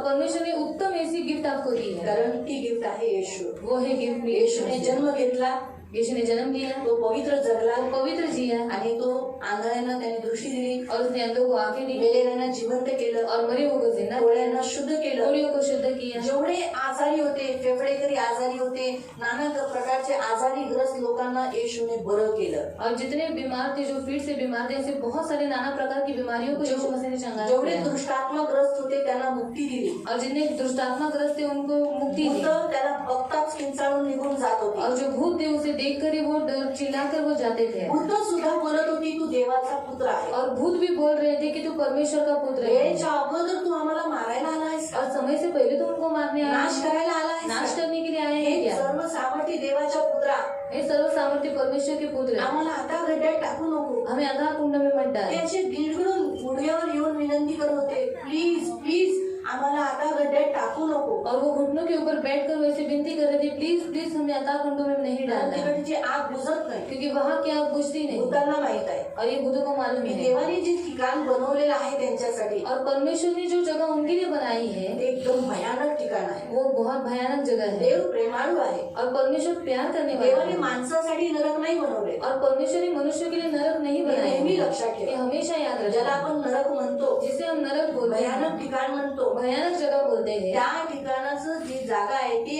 तिकडची आग बुझत नाही, और वो ऐसी जगह है कि जहाँ की आग बुझती नहीं तिकडचे किडे मरत नाही, और वहाँ के कीड़े मरते नहीं, पूर्ण किड्याने भरलेलं असतो. और पूरे कीड़ों से भरा हुआ रहता नरक है. असं ठिकाण आहे नरक ऐसी जगह जिथं है आग जळतच राहते. जहाँ पर आग जलाती ही विचार रहती है. करा, जर माणसाला आग लागत असेल तर माणूस कसा करत, किंचाळतो ना. और सोचो अगर कोई मनुष्य को आग लगे तो वो मनुष्य क्या करता है, जो उसे जेवढे चिल्लाता लोक है. नरकात जातात ते सगळे आगीने असे किंचाळत तो असतात. जितने लोग नरक में जाते हैं वो सब लोग क्या करते हैं, आग लगने के कारण चिल्लाते रहते हैं. नरक पृथ्वीच्या खाली आहे. और नरक ये पृथ्वी के नीचे है. हालेलुया. हालेलुया. नरक हे पृथ्वीच्या खाली आहे. नरक ये पृथ्वी के नीचे है. म्हणून जेवढी माणसं जमीन खोदून खोदून खोदून खाली जातात तर त्यांना किंचाळण्याचा आवाज येतो. और जितने मनुष्य जमीन को खोद खोद कर वो नीचे तक जाते हैं तो उनको चिल्लाने की आवाज आग आती है. निघते त्यांना असं दिसून येतं. और अंदर से आग निकल रही है, उनको ऐसा एहसास महसूस होता है.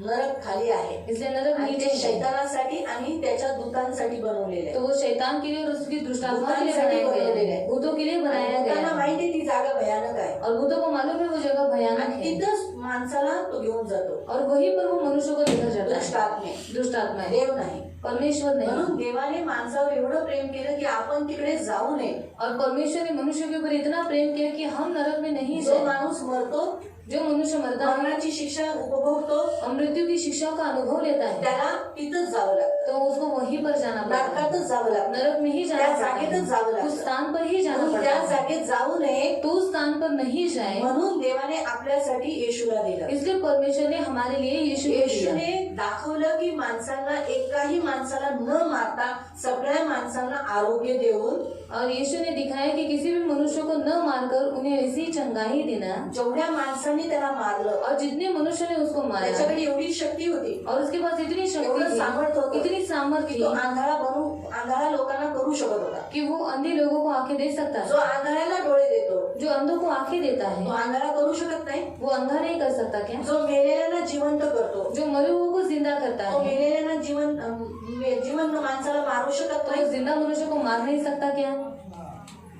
आहे ना, है ना. पण त्याने ते वापरलं नाही. पर वो उसका जेव्हा इस्तेमाल त्याला नहीं चाकू किया. मारत होती जब वो लोग उसको कोड़े से मार तो बोलला, रहे थे हे पित्यांना क्षमा कर. तब उसने कहा कि इन पिता ने जेव्हा क्षमा त्याला कर. 3 खिळ्यांवर लटकवण्यात आलं जब 3 किलो के ऊपर उसे लटकाया गया त्यावेळेला तो म्हणाला, हे पित्यांना क्षमा कर. तब उसने कहा हे पिता हे इन्हें क्षमा कर. जाणत नाही हे काय करतात. ये नहीं जानते ये क्या कर रहे तू यांना हैं, क्षमा तो कर. इन्हें क्षमा म्हणून कर. आज आपल्याला क्षमा मिळाली, म्हणून आज आपण इथे आहोत. इसलिए आज हमें क्षमा मिली, इसलिए आज हम यहाँ जर पर हैं. येशूने क्षमा पद्धत केली नसती जब यीशु मसीह ने अगर कलरफुल हमने क्षमा नहीं किया आज होता, आपण इथे नसतो. तो आज हम यहाँ पर नहीं पण होते. येशू क्रूसावरच राहिला नाही. पर यीशु मसीह कलवरी क्रूस पर ही नहीं त्याने रहा. ती मरण जी शिक्षा होती तुमची आणि माझी आणि सर्व जगाची ती स्वतःवर त्याने और घेतली. वो मृत्यु जो शिक्षा थी जो आपके और मेरी थी वो उसने अपने आप को उठा तो लिया. आपल्या सर्व माणसांसाठी मेला. वो हमारे सारे मनुष्यों के लिए या मरा. जगात जेवढी माणसं आहेत आणि जन्म घेणारे त्या सगळ्यांसाठी तो मेलाय. इस संसार में जितने मनुष्य और जो जन्म लेने वाले उन सबके लिए वो मरा. पण जो विश्वास करेल पर जो विश्वास करेगा की येशू माझ्यासाठी मेलाय, कि यीशु मेरे लिए मरा है, त्याच्यावरूनच मरणाची सत्ता निघेल और उसके ऊपर से ही मृत्यु की जो सत्ता है वो चली तुटून जाएगी जाईल और वो टूट आणि जाएगी त्याच्यावर येशूची सत्ता येईल और उसके ऊपर यीशु की कारण सत्ता येशू है म्हणाला मी आलो आहे जीवन द्यायला क्योंकि यीशु ने कहा कि मैं आया हूँ जीवन देने ते के सुद्धा लिए सार्वकालिक जीवन त्याला अंत नाही असं जीवन द्यायला और वो भी अनंत काल का जीवन देने के लिए जिसे कोई अंत नहीं म्हणून तो येशू वधस्तंभावर राहिला नाही और वो ही यीशु मसीह कलवरी क्रूस पर नहीं तो रहा पण अधोलोकात गेला वो भी अधोलोक में गया पण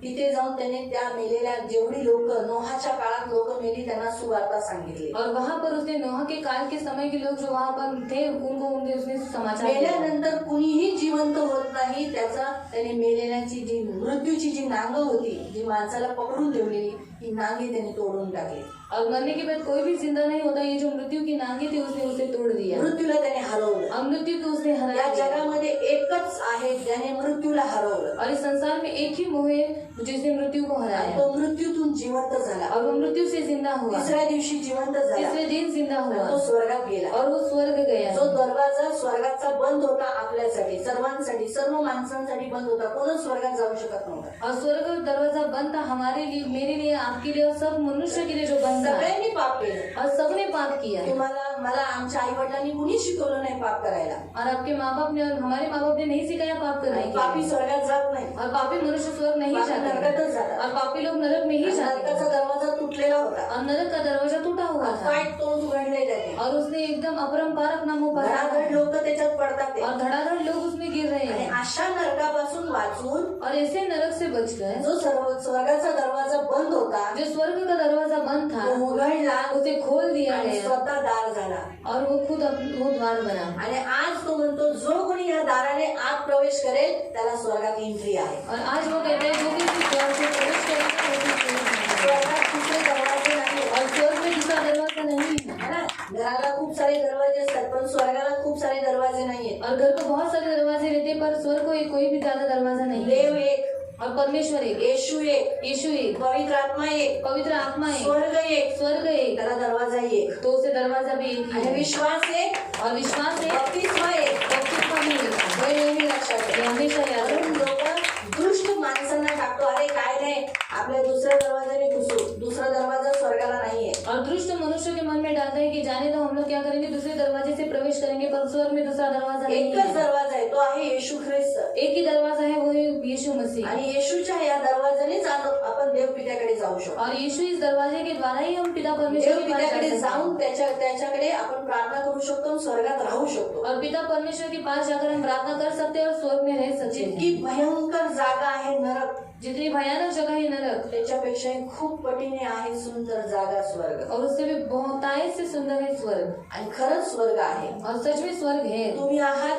आप है नक्की सच में तुम्हाला बनवणारा देवही आहे तो आपको बनाने वाला परमेश्वर भी है। देव आहे तो परमेश्वर तो है स्वर्ग पण आहे तो स्वर्ग भी आणि है। स्वर्ग आहे तो स्वर्ग है म्हणजे नरक पण आहे तो नरक भी हे है। तुम्ही लक्षात ये घ्या. हमेशा याद म्हणून रखो। येशू आला आपल्याला वाचवायला इसलिए यीशु आया हमें बचाने के लिए, मारायला नाही मारने के म्हणून लिए आपण नहीं। सर्वजण येशूचा जन्मदिवस साजरा करतो इसलिए हम सब यीशु मसीह का जन्मदिन मनाते हैं कारण त्याचा जन्म झाला म्हणून तो मेला आपल्याला क्योंकि उसका जन्म हुआ इसलिए वो हमारे लिए मरा। तो पहिला आहे प्रथम आहे जो जिवंत झाला पर वो पहला है कि जो जिंदा हुआ आणि जो त्याच्यावर विश्वास ठेवतो और जो उस पर विश्वास रखता है तोही जिवंत होईल वो भी जिंदा हो येशू जाता है। म्हणाला जॉन चॅप्टर 11 और यीशु ने कहा यूहन्ना अध्याय 11 आणि त्याचं 25 वचन उसका 25वां वचन अगदी स्पष्टपणे येशू म्हणतो और स्पष्ट रीति से यीशु कहता है की जो मी जीवन आणि पुनरुत्थान आहे और मैं ही जीवन और पुनरुत्थान हूँ। पुनरुत्थान आणि जीवन मी आहे जो कोणी माझ्यावर विश्वास ठेवतो जरी तो मेला तर तो नक्की जिवंत होईल आणि जो कोणी जिवंत आहे आणि माझ्यावर विश्वास ठेवतो तो अनंत काळापर्यंत मरणार नाही जो कोणी येशू ख्रिस्तात मरतो जो कोई यीशु मसीह में मरता है तो पुन्हा जिवंत होईल वो वापस जिंदा होगा। का जिवंत होईल क्यों जिंदा होगा? कारण येशू जिवंत आहे क्योंकि यीशु मसीह जिंदा आणि आता है आपण समजा जिवंत आहोत और आज हमें हम सब जिंदा आपण हैं मरणार नाही तो असं हम लिहिलंय. मरेंगे नहीं ऐसा वहाँ पर लिखा है। हे तुम्ही विश्वास ठेवता ये आप विश्वास करते हैं? असा पुढे प्रश्न केलाय असं तिथे दिलेलं आहे इस बात पर विश्वास करते हो आणि या गोष्टीवर विश्वास ठेवता? म्हणून आपल्याला मरणाच्या सत्तेपासून वाचवायला येशू आला. और मृत्यु की सत्ता से छुड़ाने के लिए यीशु मसीह आए. येशूला आपला देव म्हणून स्वीकार करा. तो यीशु मसीह को अपना परमेश्वर बोलकर त्याला स्वीकार आपला करो. तारणारा म्हणून ग्रहण करा. उसे अपना उद्धारकर्ता बोलकर स्वीकार करो. त्याच्या मागे चाला. उसके पीछे चलो. कधी मागे हटू नका. कभी पीछे मत हटना. जेवढ्याने येशूला ग्रहण केलेलं आहे, जितने ने यीशु को ग्रहण किया है, येशूच्या मागे चाला. और यीशु के एक पीछे चांगला चलो. अनुयायी व्हा. और एक अच्छा अनुयायी हर बनो. रविवारी चर्चला या. हर रविवार को चर्च में आओ. येशू सुद्धा हर रविवारी आराधनालयामध्ये जायचा. और यीशु मसीह भी हर रविवार को आराधनालय में जाता त्यावेळेला है. त्यांच्याकडे शनिवार आहे, आपल्याकडे रविवार आहे. और वहाँ पर शनिवार है, पर हमारे पास रविवार है. इस्रायल देशामध्ये आराधनालय त्यांची जी आराधना भरायची ती शनिवारी भरायची. और इसराइल देश में आराधनालय का जो समय था वो शनिवार का आपण था. भारतीय आहोत. और हम भारतीय हैं. आपण इस्रायली आहोत का? हम इसराइली हैं क्या? नाही. नाही. आपण भारतीय आहोत. हम भारतीय हैं. आपली आराधना रविवारी भरते. तो हमारी जो उपासना है वो रविवार के दिन करती है. रविवारी देवाचा दिवस देवाला द्यायचा. तो रविवार का दिन परमेश्वर का दिन त्याच्याने तुझे परमेश्वर को अजून देने का. देवाला काय आवडतं, स्वर्गात जाण्यासाठी मी अजून काय केलं पाहिजे, येशूच्या मागे मी कसा चालला पाहिजे, त्याबद्दल तुम्ही ज्ञान घेता.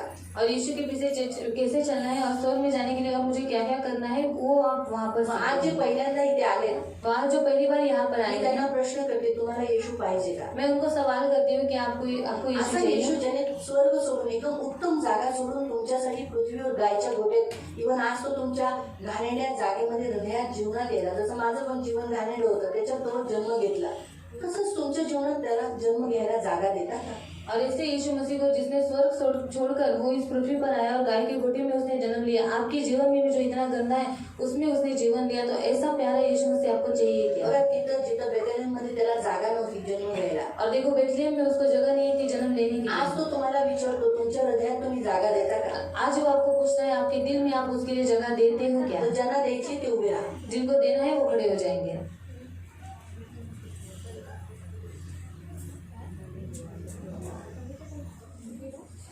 ज्यांनी पहिलं ग्रहण केलेलं आहे ते नका उभं राहा.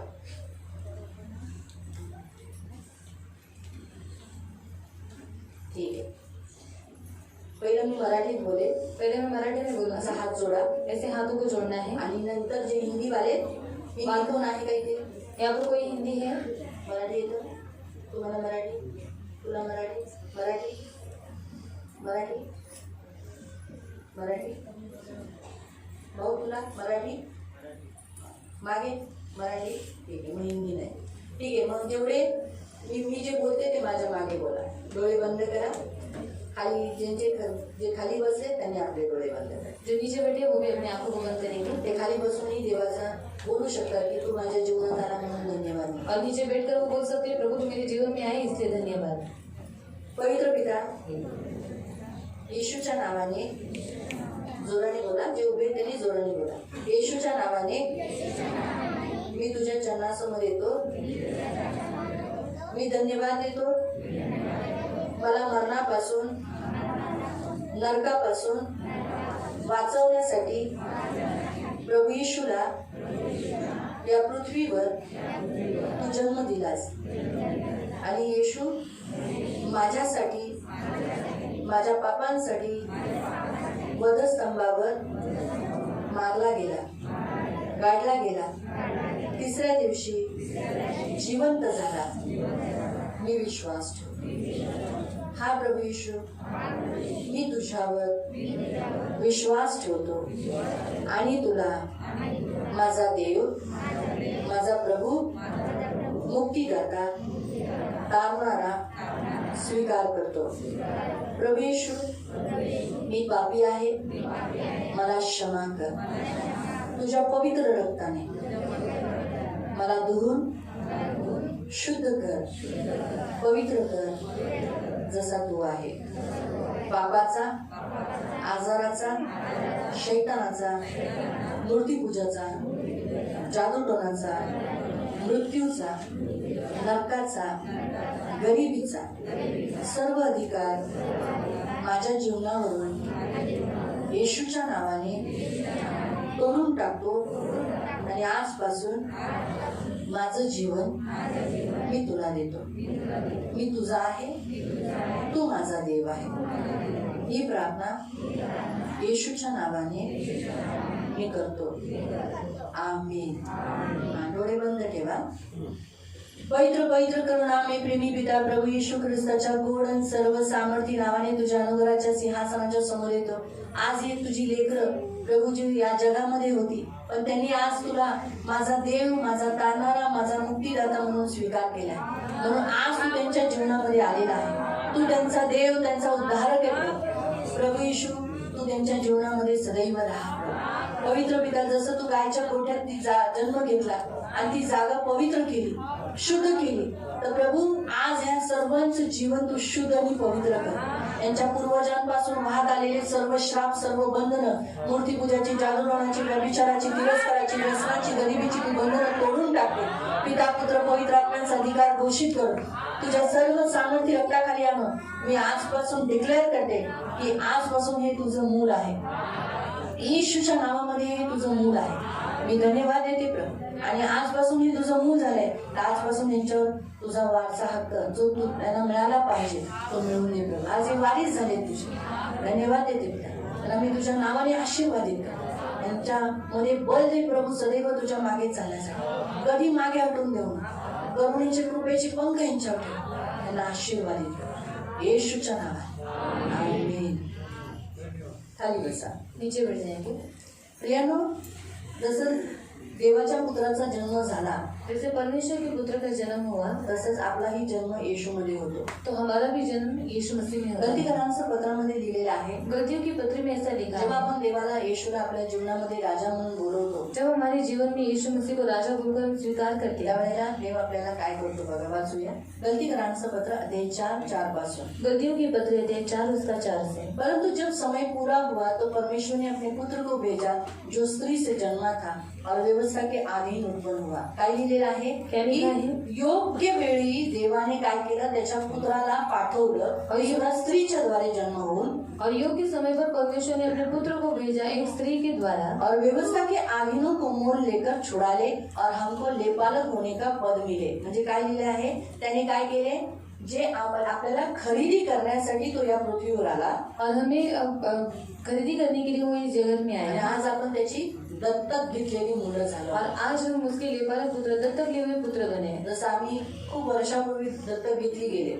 और हम बहुत साल पहले दत्तक लिए येशूमध्ये देव पित्याने, स्वर्गातील पित्याने येशूमध्ये आपल्याला दत्तक घेतलं. और पिता परमेश्वर ने यीशु मसीह में हमें दत्तक ले लिया. तुम अब जब पुत्र हो, इसलिए परमेश्वर ने अपने पुत्र को, आत्मा को हे अब्बा पिता कहने का पुकारता है, अपने हृदयों में भेजा है. इसलिए अब हम दास नहीं परंतु पुत्र हैं. जब पुत्र हैं तो परमेश्वर के द्वारा वारिस भी हुए. यहाँ क्या लिखा है, अब आप परमेश्वर के पुत्र हो. आता तुम्ही देवाचे पुत्र आहात. यीशु मसीह के द्वारा आप परमेश्वर के बच्चे हो गए. आणि येशू ख्रिस्ताच्या द्वारे तुम्ही आता देवाचे पुत्र झाले इसलिए आप आहात. अभी क्या कहना है, म्हणून तुम्ही काय म्हणायचं परमेश्वर आहे, को ऐसा, परमेश्वर ऐसा नहीं बोल सकते, आणि आता तुम्ही देवाला असं देव म्हणून नाही बोलू शकत. परंतु कहना है हे मेरे प्यारे पिता. म्हणायचं आहे माझ्या प्रेमळ पित्या. जे हिंदी वाले आहेत जो हिंदी वाले हैं त्यांनी म्हणायचं हे मेरे प्यारे पिता. उन्होंने बोलना है हे हमारे प्यारे पिता, स्वर्गीय पिता, करुणामय पिता, करुणामय पिता, प्रेमी पिता. प्रेमळ पिता. आप पिता बोलकर ही संबोधन करना. आणि पिता म्हणूनच त्याला संबोधित करायचं आहे. मालूम है मराठी वाले क्या बोलना है, मराठी वाल्यांनी काय हे म्हणायचं, माझ्या स्वर्गातील पित्या, हे हमारे स्वर्गीय पिता, माझ्या प्रेमळ पिता, मेरे प्यारे पिता, असं म्हणून संबोधन करायचं. और इस रीति से संबोधित करना है. हे देवाची इच्छा आहे, कारण आपण त्याला काय म्हणावं, पिता म्हणून संबोधन करावं. और ये परमेश्वर की इच्छा है कि हम उसे पिता बोलकर संबोधित करें. मग आता आपण पुत्र झालोय तर आपण वारिस पण झालोय. अभी हम पुत्र हुए तो हम उसके वारिस भी हुए. मग वारिस कशा बाबतीत, तो वारिस किस मामले में, आशीर्वादामध्ये. आशीष के मामले देवाने में. अब्राहमाला किती आशीर्वाद दिला परमेश्वर ने अब्राहम को कितनी आशीष दी, है ना. तोच आशीर्वाद आज देव आपल्याला देतो. तो वही आशीष आज परमेश्वर हमें देता है. म्हणून येशूच्या जन्माच्या दिवशी आज आपल्याला देव आठवण करून देतो की देवाने आपल्याला आशीर्वादासाठी निवडलेला आहे. और यीशु के जन्मदिन के समय पर आज परमेश्वर हमें याद दिला रहा है कि परमेश्वर ने हमें आशीषित होने के लिए चुना है. हाँ, अब्राहम की आशीष. अब्राहमाचा आशीर्वाद. फूलेगा, फलेगा, बलवंत होगा, जो तुझे श्राप देगा वो श्रापित होगा, जो तुझे आशीष देगा वो आशीष पाएगा, तू पृथ्वी का अधिकारी होगा. आणि तू फलद्रूप होशील, फलवंत होशील, आणि जे तुला श्राप देतील ते श्रापित होतील, जे तुला आशीर्वाद देतात ते आशीर्वादित होतील, आणि तू काय होशील, तू पृथ्वी पर अधिकारी होगा. तू पृथ्वीवर अधिकारी होशील. ही देवाने दिलेला आशीर्वाद. आणि परमेश्वर ने दी हुई आशीष है. म्हणून ख्रिस्तामध्ये अब्राहमाचा आशीर्वाद भेटतो, इसलिए मसीह में अब्राहम की आशीष मिलती है जे आपल्याला भेटली जाते. जो हमें दी जाती है. हालेलुया. हालेलुया. मला कळाला येशूच्या जन्माबद्दल. अभी आपको समझ में आया यीशु के जन्म के बारे में? काही प्रश्न, कुछ सवाल है? काही असेल तुम्ही विचारू शकता. कुछ भी अगर सवाल होगा तो आप पूछ सकते हैं. किंवा ते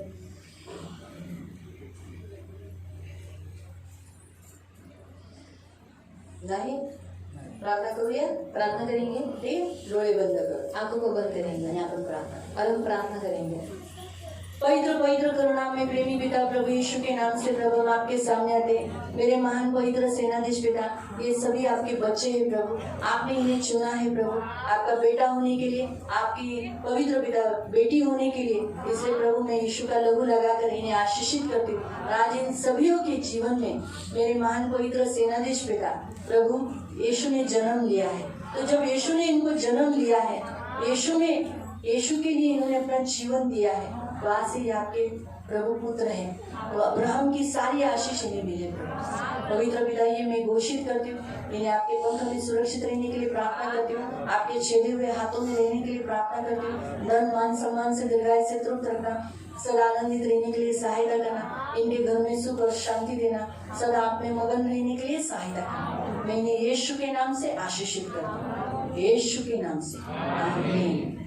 जितने बीमार है, जो छाती में दर्द है, पैर में दर्द है या नाना प्रकार की कोई बीमारी है, तो वो खड़े हो सकते हैं. हम उनके लिए प्रार्थना करेंगे. जेवढे आजारी आहेत, ज्यांना छातीमध्ये दुखते किंवा कोणत्याही प्रकारचा आजार आहे, तर ते लोक उभे राहू बुखार है, शकतात. सर्दी है, खांसी है, ताप आहे, खोकला आहे, सर्दी आहे, तो हम उनके लिए प्रार्थना करेंगे. आम्ही त्यांच्यासाठी प्रार्थना करू. आंखों को बंद करेंगे. आपण डोळे बंद करू. अपना हाथ, एक हाथ जो आपका लेफ्ट हैंड यानी बाया हाथ अपनी छाती पे रख देना. तुमचा डावा हात तुम्ही तुमच्या छातीवर ठेवा.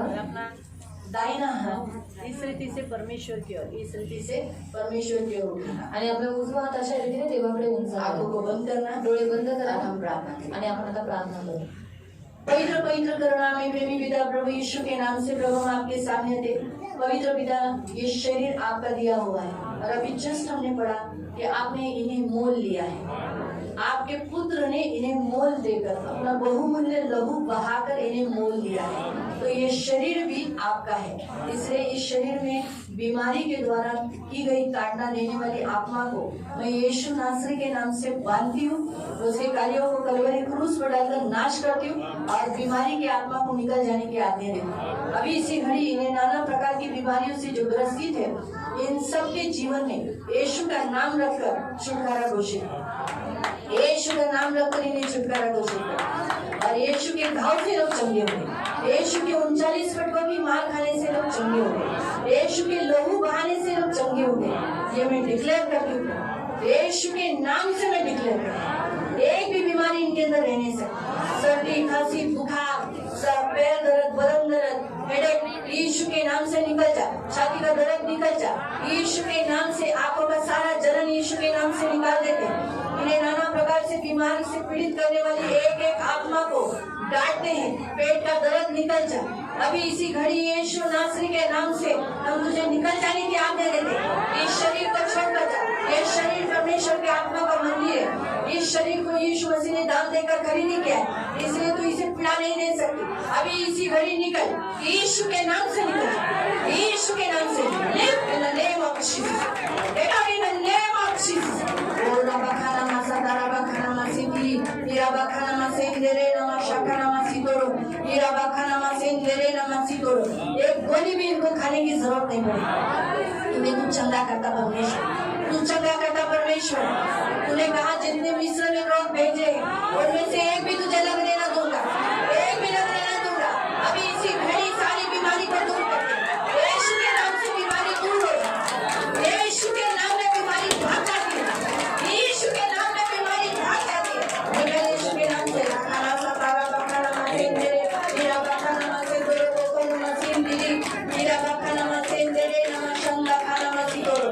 यीशु के नाम से, यीशु नासरी के नाम से नाना प्रकार से ग्रसित करने वाली बीमारी को बांधते हैं और निकल जाने की आज्ञा देते. और आपका दास होने के नाते मैं डिक्लेयर करती हूँ, ये चंगे हो गए. यीशु के नाम में चंगे हो गए, यीशु के नाम में चंगे हो गए। मैं डिक्लेयर करती हूँ they are healed in the name of Jesus. वो चंगे हो गए हैं। यीशु के नाम में चंगाई को स्वीकार, चंगाई को ग्रहण करो, स्वीकार करो। यीशु के नाम में चंगाई को ग्रहण करो, चंगाई को ग्रहण करो। धन्यवाद देते पिता, आपका सर्व सामर्थ्य लहू लगाकर छुटकारा घोषित करते और आपके पंखों में सुरक्षित रहने के लिए प्रार्थना यीशु के नाम से, आमीन। नीचे बैठ जाएंगे। बहुत जनों को फायनान्शियली प्रॉब्लम्स रहती है आणि खूप लोकांना आर्थिक समस्या असते आणि बहुत लोगों को जो भी फाइनेंशियली प्रॉब्लम है, कमी घटी जिनकी जिंदगी में पैसों का हमेशा आना तो रहता है। परमेश्वर देखो बाइबल में लिखा है कि जो यीशु मसीह हमारे लिए गरीब बना ताकि प्रभु की श्रीमंती तुम्हें मिले। आणि बायबलमध्ये लिहिलेलं आहे की येशू ख्रिस्त आपल्यासाठी गरीब झाला की त्याची श्रीमंती आपल्याला भेटावी। लेकिन आप अमीर होना चाहते हो पण तुम्हाला श्रीमंत व्हायचं आहे, हो नहीं पा रहे हो, पण तुम्ही होऊ शकत नाही। प्रयत्न तो कर रहे हो, प्रयत्न तर करताय, लेकिन पैसा जल्दी खत्म हो पण जाता पैसे लवकर संपतात, टिकता नहीं, टिकत नाही। तो इसके लिए हम प्रेयर करेंगे। म्हणून यासाठी आपण इसलिए प्रार्थना जितने करू। जनों को फाइनेंशियली प्रॉब्लम है या गरीबी का समस्याओं से गुजर रहे हैं वो खड़े हो सकते हैं। आणि जेवढ्या लोकांना आर्थिक समस्या आहे आणि जे गरिबीमधून जात आहे ते सर्वजण उभे राहतील। हम उनके लिए प्रार्थना करें। आपण त्यांच्यासाठी प्रार्थना करू।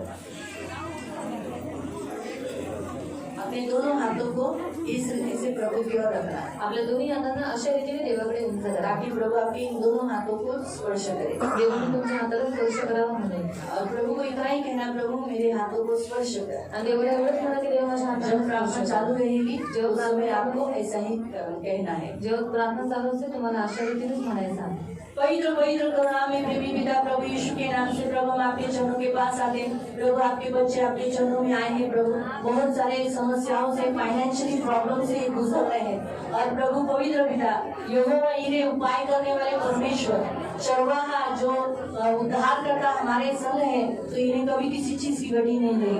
आपका वचन कहता है यीशु मसीह हमारे लिए गरीब हुए इन प्रभु की अमीरी मिले, तो आज इनके हाथों को तू छू ले प्रभु। और जो धन इनका खत्म हो जाता है जल्दी, प्रभु ये धन टिकने पाए, धन इनके हाथों में टिकने पाए। प्रभु इनको अमीरता बना दे। पवित्र परमेश्वर इनके हाथों को फलद्रुप कर दे, आशीषित कर। धन्यवाद देते हैं आप यीशु के नाम से। मेरे मान पवित्र पिता गरीबी का श्राप इनके ऊपर से तोड़ देते हैं, धन खत्म होना ये श्राप तोड़ देते हैं। गरीबी में रहना, चुन चुन लगना, पैसों की कमी घटी लगना, ये श्राप यीशु के नाम से तोड़ देते हैं। कंजूसी का श्राप यीशु के नाम से तोड़ देते हैं और इनको आज से यीशु मसीह में आशीषित घोषित। धन्यवाद देते हैं प्रभु यीशु के नाम से, आमीन। हम नीचे बैठ जाएंगे। आपण खाली बसूया। हम लोग पढ़ेंगे आपण एक वचन वाचूया लूका अध्याय का लूका अध्यायाचं।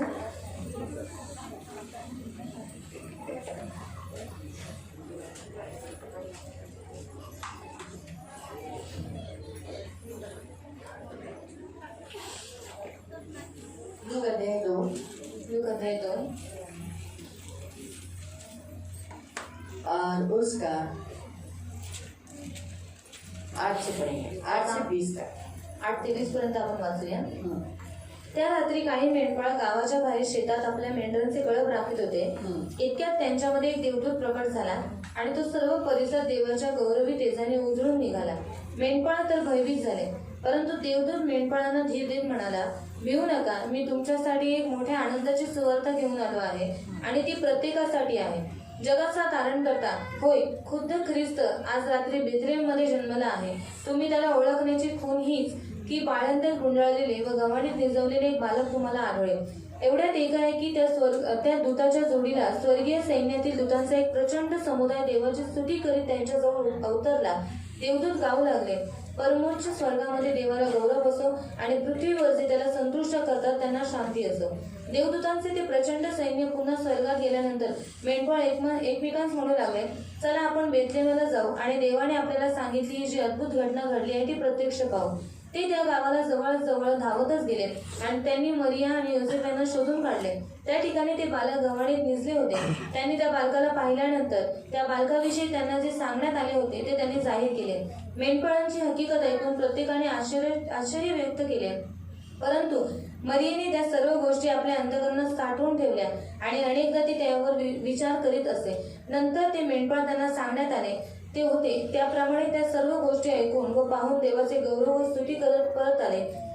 8व्या दिवशी नाही बस प्रेज द लॉर्ड. इथे आपण बघतो की जसं मेंढपाळ काही चारत होते तिथे राखण करत होते आपल्या मेंढरांची. और जैसे चरवाहे अपने भेड़ों को वहां पर चरा रहे हैं. येशूच्या जन्माने स्वर्गदूत किती आनंदित झाले. और यीशु के जन्म के कारण स्वर्गदूत कितने आनंदित ते हुए. त्यांनी तिथे पाहिलं. वो वहां पर उन्होंने देखा. तिथे त्या येशूची ते स्तुती कर देवाची ते स्तुती करत असताना त्या मेंढपाळांनी पाहिलं. और परमेश्वर की स्तुति करते समय उन्होंने चरवाहों ने देखा. त्या स्वर्गदूतांनी त्यांना सांगितलं की जाऊन बघा की आज उद्धारकर्त्याचा जन्म झालेला आहे, तारणाराचा जन्म झालेला आहे. और स्वर्गदूतों ने उस चरवाहों को कहा कि एक उद्धारकर्ता तुम्हारे लिए जन्मा है, जाकर तुम देखो. मग जेव्हा त्यांनी त्या जागेवर गेले ना, जैसे उस स्थान पर वो लोग गए ना, त्यांनी त्या बालकाला पाहिलं. उन्होंने उस बालक को देखा. तिथे लिहिलेलं आहे की ते पुन्हा जेव्हा चालले होते तर ते देवाची गौरव करत होते आणि देवाची स्तुती करत होते कारण तेवढे आनंदाने भरले. और वहाँ पर लिखा गया है कि जब वो वापस आ रहे थे तब वो लोग क्या कर रहे थे, परमेश्वर की स्तुति कर रहे थे, आनंद कर रहे थे, क्योंकि उनको इतना बड़ा आनंद हुआ. आजही देव तुम्ही इथे आलेला आहात, तिथे पण देवाचा येशूचा पुत्राचा जन्म झालेला आहे. आज आप यहाँ पर आए हैं तो आज भी यहाँ पर यीशु का जन्म हुआ है. 2000 साली म्हणजे 2000 म्हणजे 2000 ते साल नाही,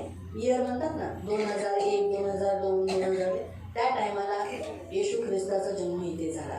और 2000 साल पहले यहाँ पर यीशु मसीह का जन्म हुआ. 2000 साली, 2000 वर्षापूर्वी नाही हा, 2000 वर्षापूर्वी नाही. वांगणीमध्ये देवाने येशू ख्रिस्ताने जन्म इथे घेतला. 2000 साल जे होतं त्या टायमाला. और वांगनी में यीशु मसीह ने यहाँ पर जन्म लिया 2000 साल. जी ओपनिंग होती त्यावेळेला झाली होती. और चर्च की ओपनिंग उस समय हुई थी. ही जमीन अगोदर घेण्यात आलेली और जमीन पहले ही ले चुके थे. पण ओपनिंगची चर्चची जी ओपनिंग झाली की हे देवासाठी और ओपनिंग जो हुई कि परमेश्वर के लिए समर्पण करण्यात आलं. समर्पण किया गया. म्हणून येशूचा जन्म त्या साली इथे झाला. और 2000 में यहाँ पर यीशु का जन्म तुम्ही हुआ. जेव्हा इथे येता ना और जब यहाँ पर आप आते हैं तेव्हा येशूला भेटता. तब आप यीशु को मिलते हैं. आणि हे लोक जसे येशूला भेटून कसे गेले, ते खाली गेले का? और वो यीशु को मिलकर वहाँ पर से वो खाली हाथ आए क्या? आनंदित होऊन आनंदित स्तुती होकर करत स्तुति देवाचा करते हुए गौरव करत गेले. परमेश्वर की स्तुति करते हुए वो गए. तुम्ही पण तसेच जाणार. तो आप भी यहाँ से जेव्हा तुम्ही इसी हर जाएंगे. रविवारी येतात जब आप हर संडे को आते हैं तेव्हा तर तुम्ही आनंदित होता. तब तो आप आनंदित हो जाते हैं. क्रिसमसच्या दिवशीही देव तसाच करतो. पर क्रिसमस के दिन भी प्रभु ऐसे ही करता है. हालेलुया. हालेलुया. उभे राहूया. हम खड़े हो जाएंगे. उभे राहू. खड़े हो मी जाएंगे. प्रार्थना करेन मैं प्रार्थना करूंगी तुम्ही आनंदाने भरावं. आप आनंद से भरें तुमच्या जीवनातलं सगळं दुःख निघून जावं और आपके जीवन का सारा दुख दर्द चला जाए. आणि तुम्ही देवाची स्तुती करणारे, और आप प्रभु की स्तुति करने वाले देवाची स्तुती करणारे और परमेश्वर की स्तुति करने वाले आणि देवाचा गौरव करणारे असतात. और परमेश्वर की महिमा करने वाले हो जाए. असा हात जोडा, ऐसे हाथों को जोड़ेंगे, डोळे बंद ठेवा. आंखों को बंद करेंगे. रजनी है, रजनी जाइए आए. रजनी आगे आ जा. आणि जोशवा अच्छा है, अच्छा. तो मेरे सेनाधीश, पवित्र सेनाधीश पिता, जैसे ये हाथ उनके सिर पर रखेंगे प्रभु, पवित्र आत्मा इन्हें प्रज्वलित होने के लिए सहायता करें. ये सभी पवित्र आत्मा की प्रेरणा से भरे रहने की तो मदद करें. इसलिए प्रभु यीशु के नाम से हम ये घोषित करते, ये अभिषेक का तेल है जो इनके सिर पर डाला जाएगा. तो जैसे अभी पहले इन चारों के ऊपर लगाया है, तो जैसे ये अभिषेक के तेल की खुशबू है, वैसी ही खुशबू इनकी जिंदगी से महकती रहेगी और तेरे आगमन तक लोगों को और आपको देती रहेगी मसीह की सुगंध. धन्यवाद देते पिता, आपका लहू लगाते यीशु के नाम से. एक आगे से करो, पीछे जाओ, पीछे से शुरुआत. पीछे से करो. ठीक है, अभी आप अपना हाथ दोनों रखो. ये लोग आप लोग ये लगाते रहेंगे, मैं प्रार्थना चालू रखें. पीछे लेडीज भी है तो भी लोग. चालू कर दीजिए. आंखों को बंद करें. पवित्र पवित्र करुणा में प्रेमी पिता प्रभु यीशु के नाम से प्रभु हम आपके सामने आते. मेरे महान पवित्र सेनाधीश पिता, सियोन कलीसिया को आपके लहू तले लाते. सियोन कलीसिया आपकी है प्रभु, आपने इन्हें चुना प्रभु. प्रभु पवित्र पिता, आपने यहाँ जन्म आपके पुत्र का करवाया वाकई में प्रभु. पवित्र पिता सेनाधीश परमेश्वर, और तब से लेके अभी तक प्रभु इस सियोन में प्रभु यीशु बढ़ रहा है. मैं धन्यवाद देती हूँ प्रभु, मेरे महान पवित्र सेनाधीश पिता, आपके पुत्र की महिमा हो रही और ये सभी प्रभु आज आपके पुत्र के जन्मदिन पे आए हैं. इसलिए प्रभु पवित्र पिता, जैसे प्रभु इनके ऊपर आपका लहू का अभिषेक जैसे किया जा रहा है, आज इन एक के ऊपर आपका लहू का अभिषेक प्रभु तेल की चिन्ह की नाई इनके ऊपर लगाया जा रहा है। कभी इनके जीवन में तेल की घटी न हो, कभी भी किसी चीज की इनकी जिंदगी में आज से कमी नहीं देखेंगे, भरपूर ही रहेंगे, क्योंकि यीशु जीवन की रोटी है।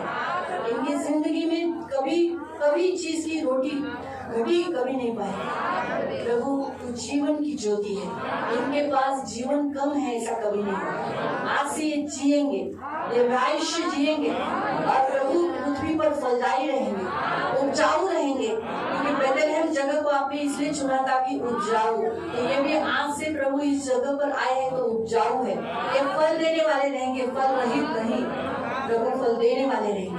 इन्हें बहुतायत आशीषित करते प्रभु, मेरे मान पवित्र पिता, इनके अंदर से आनंद उमड़ने पाए और आनंद इस रीति से उमड़ने पाए प्रभु कि ये आनंद उनके घर से उनके बच्चों पर, उनके नाती पोतों पर, उनके अड़ोसी पड़ोसियों पर बहने पाए। पवित्र पिता, ये परमेश्वर की स्तुति करने वाले और प्रभु महिमा करने वाले जन बनने के लिए प्रार्थना करें। ये सभी लोग पवित्र आत्मा की प्रेरणा से परे रहने के लिए, पवित्र आत्मा की प्रेरणा से चलने वाले जन बनने के लिए प्रार्थना करें। यीशु के नाम से मैं इन्हें ब्लेस करती हूँ। फाइनेंशियली, फिजिकली, स्पिरिचुअली, मेंटली मैं इनको ब्लेस करती हूँ। यीशु के नाम से मेरे नाम पर इसको देना भी होगा। मैं इन्हें ब्लेस करती हूँ आपके नाम से। ये कभी भी ऊंचे रहेंगे, ऊंचे स्थान पर रहेंगे। ये कर्जा लेने वाले नहीं, कर्जा देने वाले नहीं। प्रभु पवित्र पिता, आज से जिस काम में हाथ डालेंगे पवित्र पिता वो सफल होगा, आशीष होगा और समय पर तुमको मेरे बरसा कर मेरे अद्भुत और आशीषित होगा।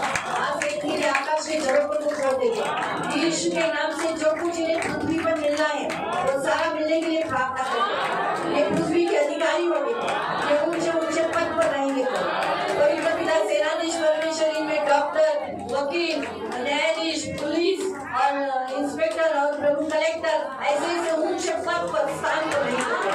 पवित्र पिता, आपका वचन कहता है कि राजाओं मेरे आरोहण प्रतापी और आएंगे। यीशु के नाम से मैं डिक्लेयर करती हूँ। धन्यवाद देवी पिता, इन सबको यीशु के नाम से मैं आशीषित करती हूँ। यीशु का लहू लगाकर आज से डिक्लेयर करते हैं कि यीशु मसीह का है, ये सभी यीशु मसीह के हैं, इसलिए इनके शरीर के ऊपर कोई बीमारी का अधिकार नहीं, शैतान का कोई अधिकार नहीं, बीमारी का कोई अधिकार नहीं, गरीबी का कोई अधिकार नहीं है, व्यभिचार का कोई अधिकार नहीं है, जादू टोना का कोई अधिकार नहीं है, मृत्यु पूजा का कोई अधिकार नहीं है। आज से इन लोगों को पिता पुत्र पवित्र आत्मा का अधिकार है। आपके लंबे इलाके में आशीषित करते हैं, आप एकदम सुरक्षित रहने के लिए प्रार्थना करते हैं। प्रभु धन और सम्मान से दीर्घायु से खुश रहने के लिए प्रार्थना करें। इन्हें बहुगुणित कर इन्हें आशीषित कर दें। आपने कहा ना उसके आपके पुत्र का विस्तार होगा और यीशु के नाम से इनका भी विस्तार होगा। ये भी बढ़ेंगे, खुलेंगे प्रभु यीशु के नाम से। धन्यवाद देते पिता, इन सबको देखो आनंद इनमें उमड़ने पाए, मसीह का आनंद इनमें उमड़ने पाए। और जैसे ये अभिषेक का तेल इनके ऊपर लगाया जा रहा है प्रभु, जैसे वो खुशबू जो मसीह की सुगंध है प्रभु, इनमें से मसीह को और लोगों को देते रहे। यीशु के नाम से मेरे मान पवित्र पिता, मसीह की सुगंध इनके द्वारा लोगों तक फैलने के लिए प्रार्थना करते हैं। यीशु के नाम से राखाना सारा राखाना मसीह तेरे, तेरा बखाना मसंदरा बखाना मसीह तेरे, तेरा बखाना मसीह तेरे। आज ये सब उद्धार पाए हुए लोग हैं, आज ये सारे के बच्चे जिसे पर 2021 तक इनमें सारे अपराध मिल गए हैं, सारे अपराध मिल गए हैं। इनका नाम जीवन की पुस्तक में लिखा हुआ है। आज ये नाम सोनेरी अक्षरों में सोने से लिखा गया है, जो इसको कोई मिटा नहीं सकेगा, कोई भी मिटा नहीं सकेगा। मैं यीशु के नाम से आशीषित करती हूँ। यीशु के नाम से इसमें आपके नागरिक है, उनका नागरिक तो स्वर्ग में, ये नागरिक तो स्वर्ग में, ये स्वर्ग के रहीवासी है, ये स्वर्ग के रहीवासी है। इसमें पृथ्वी पर भी अनेक ऐसे जिएंगे, भरपूरी से जिएंगे, शत्रु को अपने पैरों के नीचे कुचलेंगे। ऐसे सामर्थ्य काम इनके द्वारा होंगे। धन्यवाद देते इनके राजा उदय होंगे। पवित्र पिता, सेनाधीश परमेश्वर, इन सब में मैं यीशु का लहू लगाकर पवित्र पिता इन्हें आशीषित कर। ये आशीषित लोग हैं, ये आशीषित लोग हैं, ये आशीषित लोग हैं। और संसार लोगों को आपने कहा है इन्हें श्राप न देना, इन्हें श्राप न देना। इसलिए आज इन्हें मैं यीशु के नाम से आशीषित कर दूं, लोगों के लिए आशीष का कारण बनेंगे। आज से लोग का कारण है, आज से लोगों के लिए आशीष का कारण है। यीशु के नाम से आप प्रमाण करो, आप प्रमाण करो। ओ प्रभु यीशु के नाम से मेरे मान पवित्र हो गया। आप कदम लगाकर उन्हें आशीषित करो। धन्यवाद देते पिता, आपके कदमों में सदा सुरक्षित हो। जैसे चरवाहों ने स्वर्गदूतों को देखा, मेरे मान पवित्र सेनाधीश परमेश्वर, वैसे ही प्रभु ये स्वर्ग के राज्य की बातें देखेंगे। ये हमारी प्रार्थना है प्रभु। धन्यवाद देते प्रभु, धन्यवाद पिता। सारे स्वर्गीय आशीषों से भरपूर, सारे स्वर्गीय आशीषों से भरपूर, सारे आत्मिक आशीषों से भरपूर, सारे आत्मिक आशीषों से भरपूर। उनके आत्मा उनके बड़े उनके हाथ से बड़े उनके हाथ से बड़े प्रभु। यीशु मसीह बालक ही नहीं रहा, परंतु वो बढ़ता गया। तो वैसे ही आज से यीशु इनमें बढ़ता रहे, बलवंत होता रहे प्रभु यीशु के नाम से। और इन पर तेरा अनुग्रह रहे, इन पर तेरा अनुग्रह रहे, इन पर तेरा अनुग्रह रहे। बाइबल हमें बताती है यीशु मसीह बढ़ता गया और बलवंत होता गया और परमेश्वर का अनुग्रह महसूस होता। तो आज मैं डिक्लेयर करती हूँ इन सब में यीशु बढ़ता रहे और बलवंत होता रहे, और यीशु के नाम से तेरा अनुग्रह इन पर रहे, तेरा अनुग्रह इन सब पर रहे। छोटे से लेके बड़े तक सभी लोगों के ऊपर, छोटे से लेके बड़े तक सभी लोगों के ऊपर तेरा अनुग्रह इन पर, तेरा अनुग्रह इन पर, तेरा अनुग्रह इन पर रहे। वो धन्यवाद देते, धन्यवाद देते पिता। वो धन्यवाद राजाओं के राजा, पवित्र सेनाधीश पिता, धन्यवाद, धन्यवाद प्रभु आपने हमारे लिए जन्म दिया। धन्यवाद देते प्रभु, आप इनके हृदय में जन्म दिया, इनके जीवन में जन्म दिया। धन्यवाद, धन्यवाद राजाओं को, धन्यवाद हमारे पवित्र सेनाधीश, धन्यवाद देते, धन्यवाद राजाओं को, धन्यवाद। इतने महान हो प्रभु कि आपने हम जैसे तुच्छों को चुना प्रभु, हम जैसे निर्बलों को चुना। आज इस संसार में कितने ज्ञानी लोग और प्रभु महान अच्छे लोग हैं, लेकिन उन्हें न चुनकर उनकी बुद्धि को प्रभु पवित्र पिता उनके सामने प्रभु उनको लज्जित किया, और हम जैसे निर्बलों को चुनकर बलवानों को लज्जित किया। हम जैसे प्रभु मूर्खों को चुनकर ज्ञानियों को लज्जित किया। हम धन्यवाद देते पिता, इन सब पर यीशु का लहू लगाते पवित्र पिता, इन सब पर यीशु का लहू लगाते। यीशु के लहू में सुरक्षित है। इनमें से एक भी आत्मा शैतान चोरी करने लगा, इनमें से एक भी आत्मा शैतान चोरी करने लगा। आज से ये प्रार्थना में बलवान होने के लिए, इनके घर में डेली फैमिली प्रेयर होने के लिए, इनके घर का जो भी सदस्य आज इसमें नहीं है, यीशु मसीह में नहीं है, मैं डिक्लेयर करती हूँ कि प्रभु यीशु मसीह पर विश्वास करना केवल तेरे घराने का उद्धार होगा। मैं ये वचन रखकर इनमें एक एक व्यक्तियों का उद्धार होने की घोषणा करती हूँ। यीशु के नाम से इनके घर के एक एक व्यक्तियों का उद्धार होने का मैं डिक्लेयर करती हूँ। यीशु के नाम से इनके घर के लोग उद्धार पाएंगे, यीशु मसीह पर विश्वास करेंगे। आपका वचन कहता है तेरे पुत्र और पुत्रियां तेरे हाथों में पहुंचाई जाएंगी। यीशु के नाम से इनके घर के लोग यहीं पर आकर उद्धार पाएंगे, यीशु मसीह को ग्रहण करेंगे, तेरा प्रभु बनकर स्वीकार करेंगे, और तेरा प्रभु बनकर आपके राज्य में आएंगे। चलेंगे, उठेंगे, दौड़ेंगे, उड़ेंगे प्रभु, उनका आपकी नहीं करेंगे। यीशु के नाम से इनके घर का एक भी व्यक्ति नरक नहीं जाएगा। ये सब सोचते यहाँ के दरीवासी है, इनके घर के लोग भी स्वर्ग के लिए चुने हैं। इनके घर के लोग भी उद्धार पाकर स्वर्ग में ही जाएंगे। एक भी आत्मा इनके घर का कोई नरक नहीं जाएगा। यीशु के नाम से मैं डिक्लेयर करती हूँ, यीशु नासरी के नाम से मैं डिक्लेयर करती हूँ। प्रभु आपका सर्व सामर्थ्य लहू इन सब पर लगाती हूँ, और इन सभी को यीशु के नाम से आशीषित करती। धन्यवाद देते पिता, आप महान हो प्रभु, आप दयालु हो प्रभु, आप सर्व सामर्थ्य हो प्रभु, आप करुणामय प्रेमी पिता हो प्रभु, आप अनुग्रहकारी पवित्र पिता, क्रोध से विलंब करने वाले, क्रोध में धीमे ऐसे परमेश्वर हो प्रभु। इनकी स्तुति लेना, इनकी रक्षा करना, इन्हें बहुत बहुत बहुत आशीषित करना। धन्यवाद देते हैं, धन्यवाद आज के दिन के लिए, धन्यवाद इन सभी के लिए, धन्यवाद सारी बातों के लिए, धन्यवाद आज इन्हें अभिषेक करने, धन्यवाद देते हैं, धन्यवाद पिता, धन्यवाद। सारा आदर, सारी महिमा, सारी प्रशंसा, सारा गौरव आपको देते हैं प्रभु यीशु मसीह के मीठे और पवित्र सामर्थ्य नाम से प्रार्थना करते हैं। Hallelujah, hallelujah. यहाँ हर संडे को चर्च में प्रार्थना होती है, इथे प्रत्येक रविवारी चर्चमध्ये प्रार्थना सकाळी होते 10 वाजता, सायंकाळी 5 ला. सुबह 10 बजे और शाम को 5 बजे. हर रविवारी प्रार्थनेला येत और जा. हर रविवार को प्रार्थना में आते हैं. शुक्रवारी उपवास प्रार्थना असते, शुक्रवार को उपवास प्रार्थना होती सकाळी है. 10 वाजता असते. सुबह 10 बजे होती है. सोमवारची पण संध्याकाळी 7 ला इथे प्रार्थना असते. और सोमवार को भी शाम को 7 बजे यहाँ पर प्रार्थना होती है. आता तुम्ही संध्याकाळी सुद्धा संध्याकाळी सोमवारची इथे येऊ शकता, जर रविवारी नाही येऊ शकला. अगर आप संडे को नहीं आ पाए तो सोमवार को शाम को 7 बजे आप यहाँ पर आ सकते हैं. जर तुम्हाला जे कपोलीला किंवा लांब राहतात तर ते लोक मुघलवाडीमध्ये मुकुंदच्या घरी 3:30 वाजता सोमवारची तिथे प्रार्थनेला येऊ शकतात. जो खोपोली में रहते हैं, मुगलवाड़ी में रहते हैं या फिर थोड़े से दूर रहते हैं, वो लोग मुगल भाई के घर में 3:30 बजे खोपोली में मुगलवाड़ी में प्रार्थना होती है, वहाँ पर आ सकते हैं. नेरळला हेमंत भाऊंच्या घरी मोहाची वाडीला 4:30 वाजता तिथे प्रार्थना होते. और नेरल में महाजीवाड़ी में हेमंत भाई के घर में 4:30 बजे प्रार्थना होती है. आणि कर्जतवाल्यांना शुक्रवारची आहे, साने काकांच्या घरी 4 वाजता आहे. और कर्जत वाले को शुक्रवार को 4 बजे प्रार्थना है, साने काकांच्या चाने घरी काका के घर में विसेगाव. विसेगाव में. आणि वांगणीमध्ये खोब्रागडे यांच्या घरी वॉर्ड क्रमांक 6 मध्ये प्रार्थना आहे.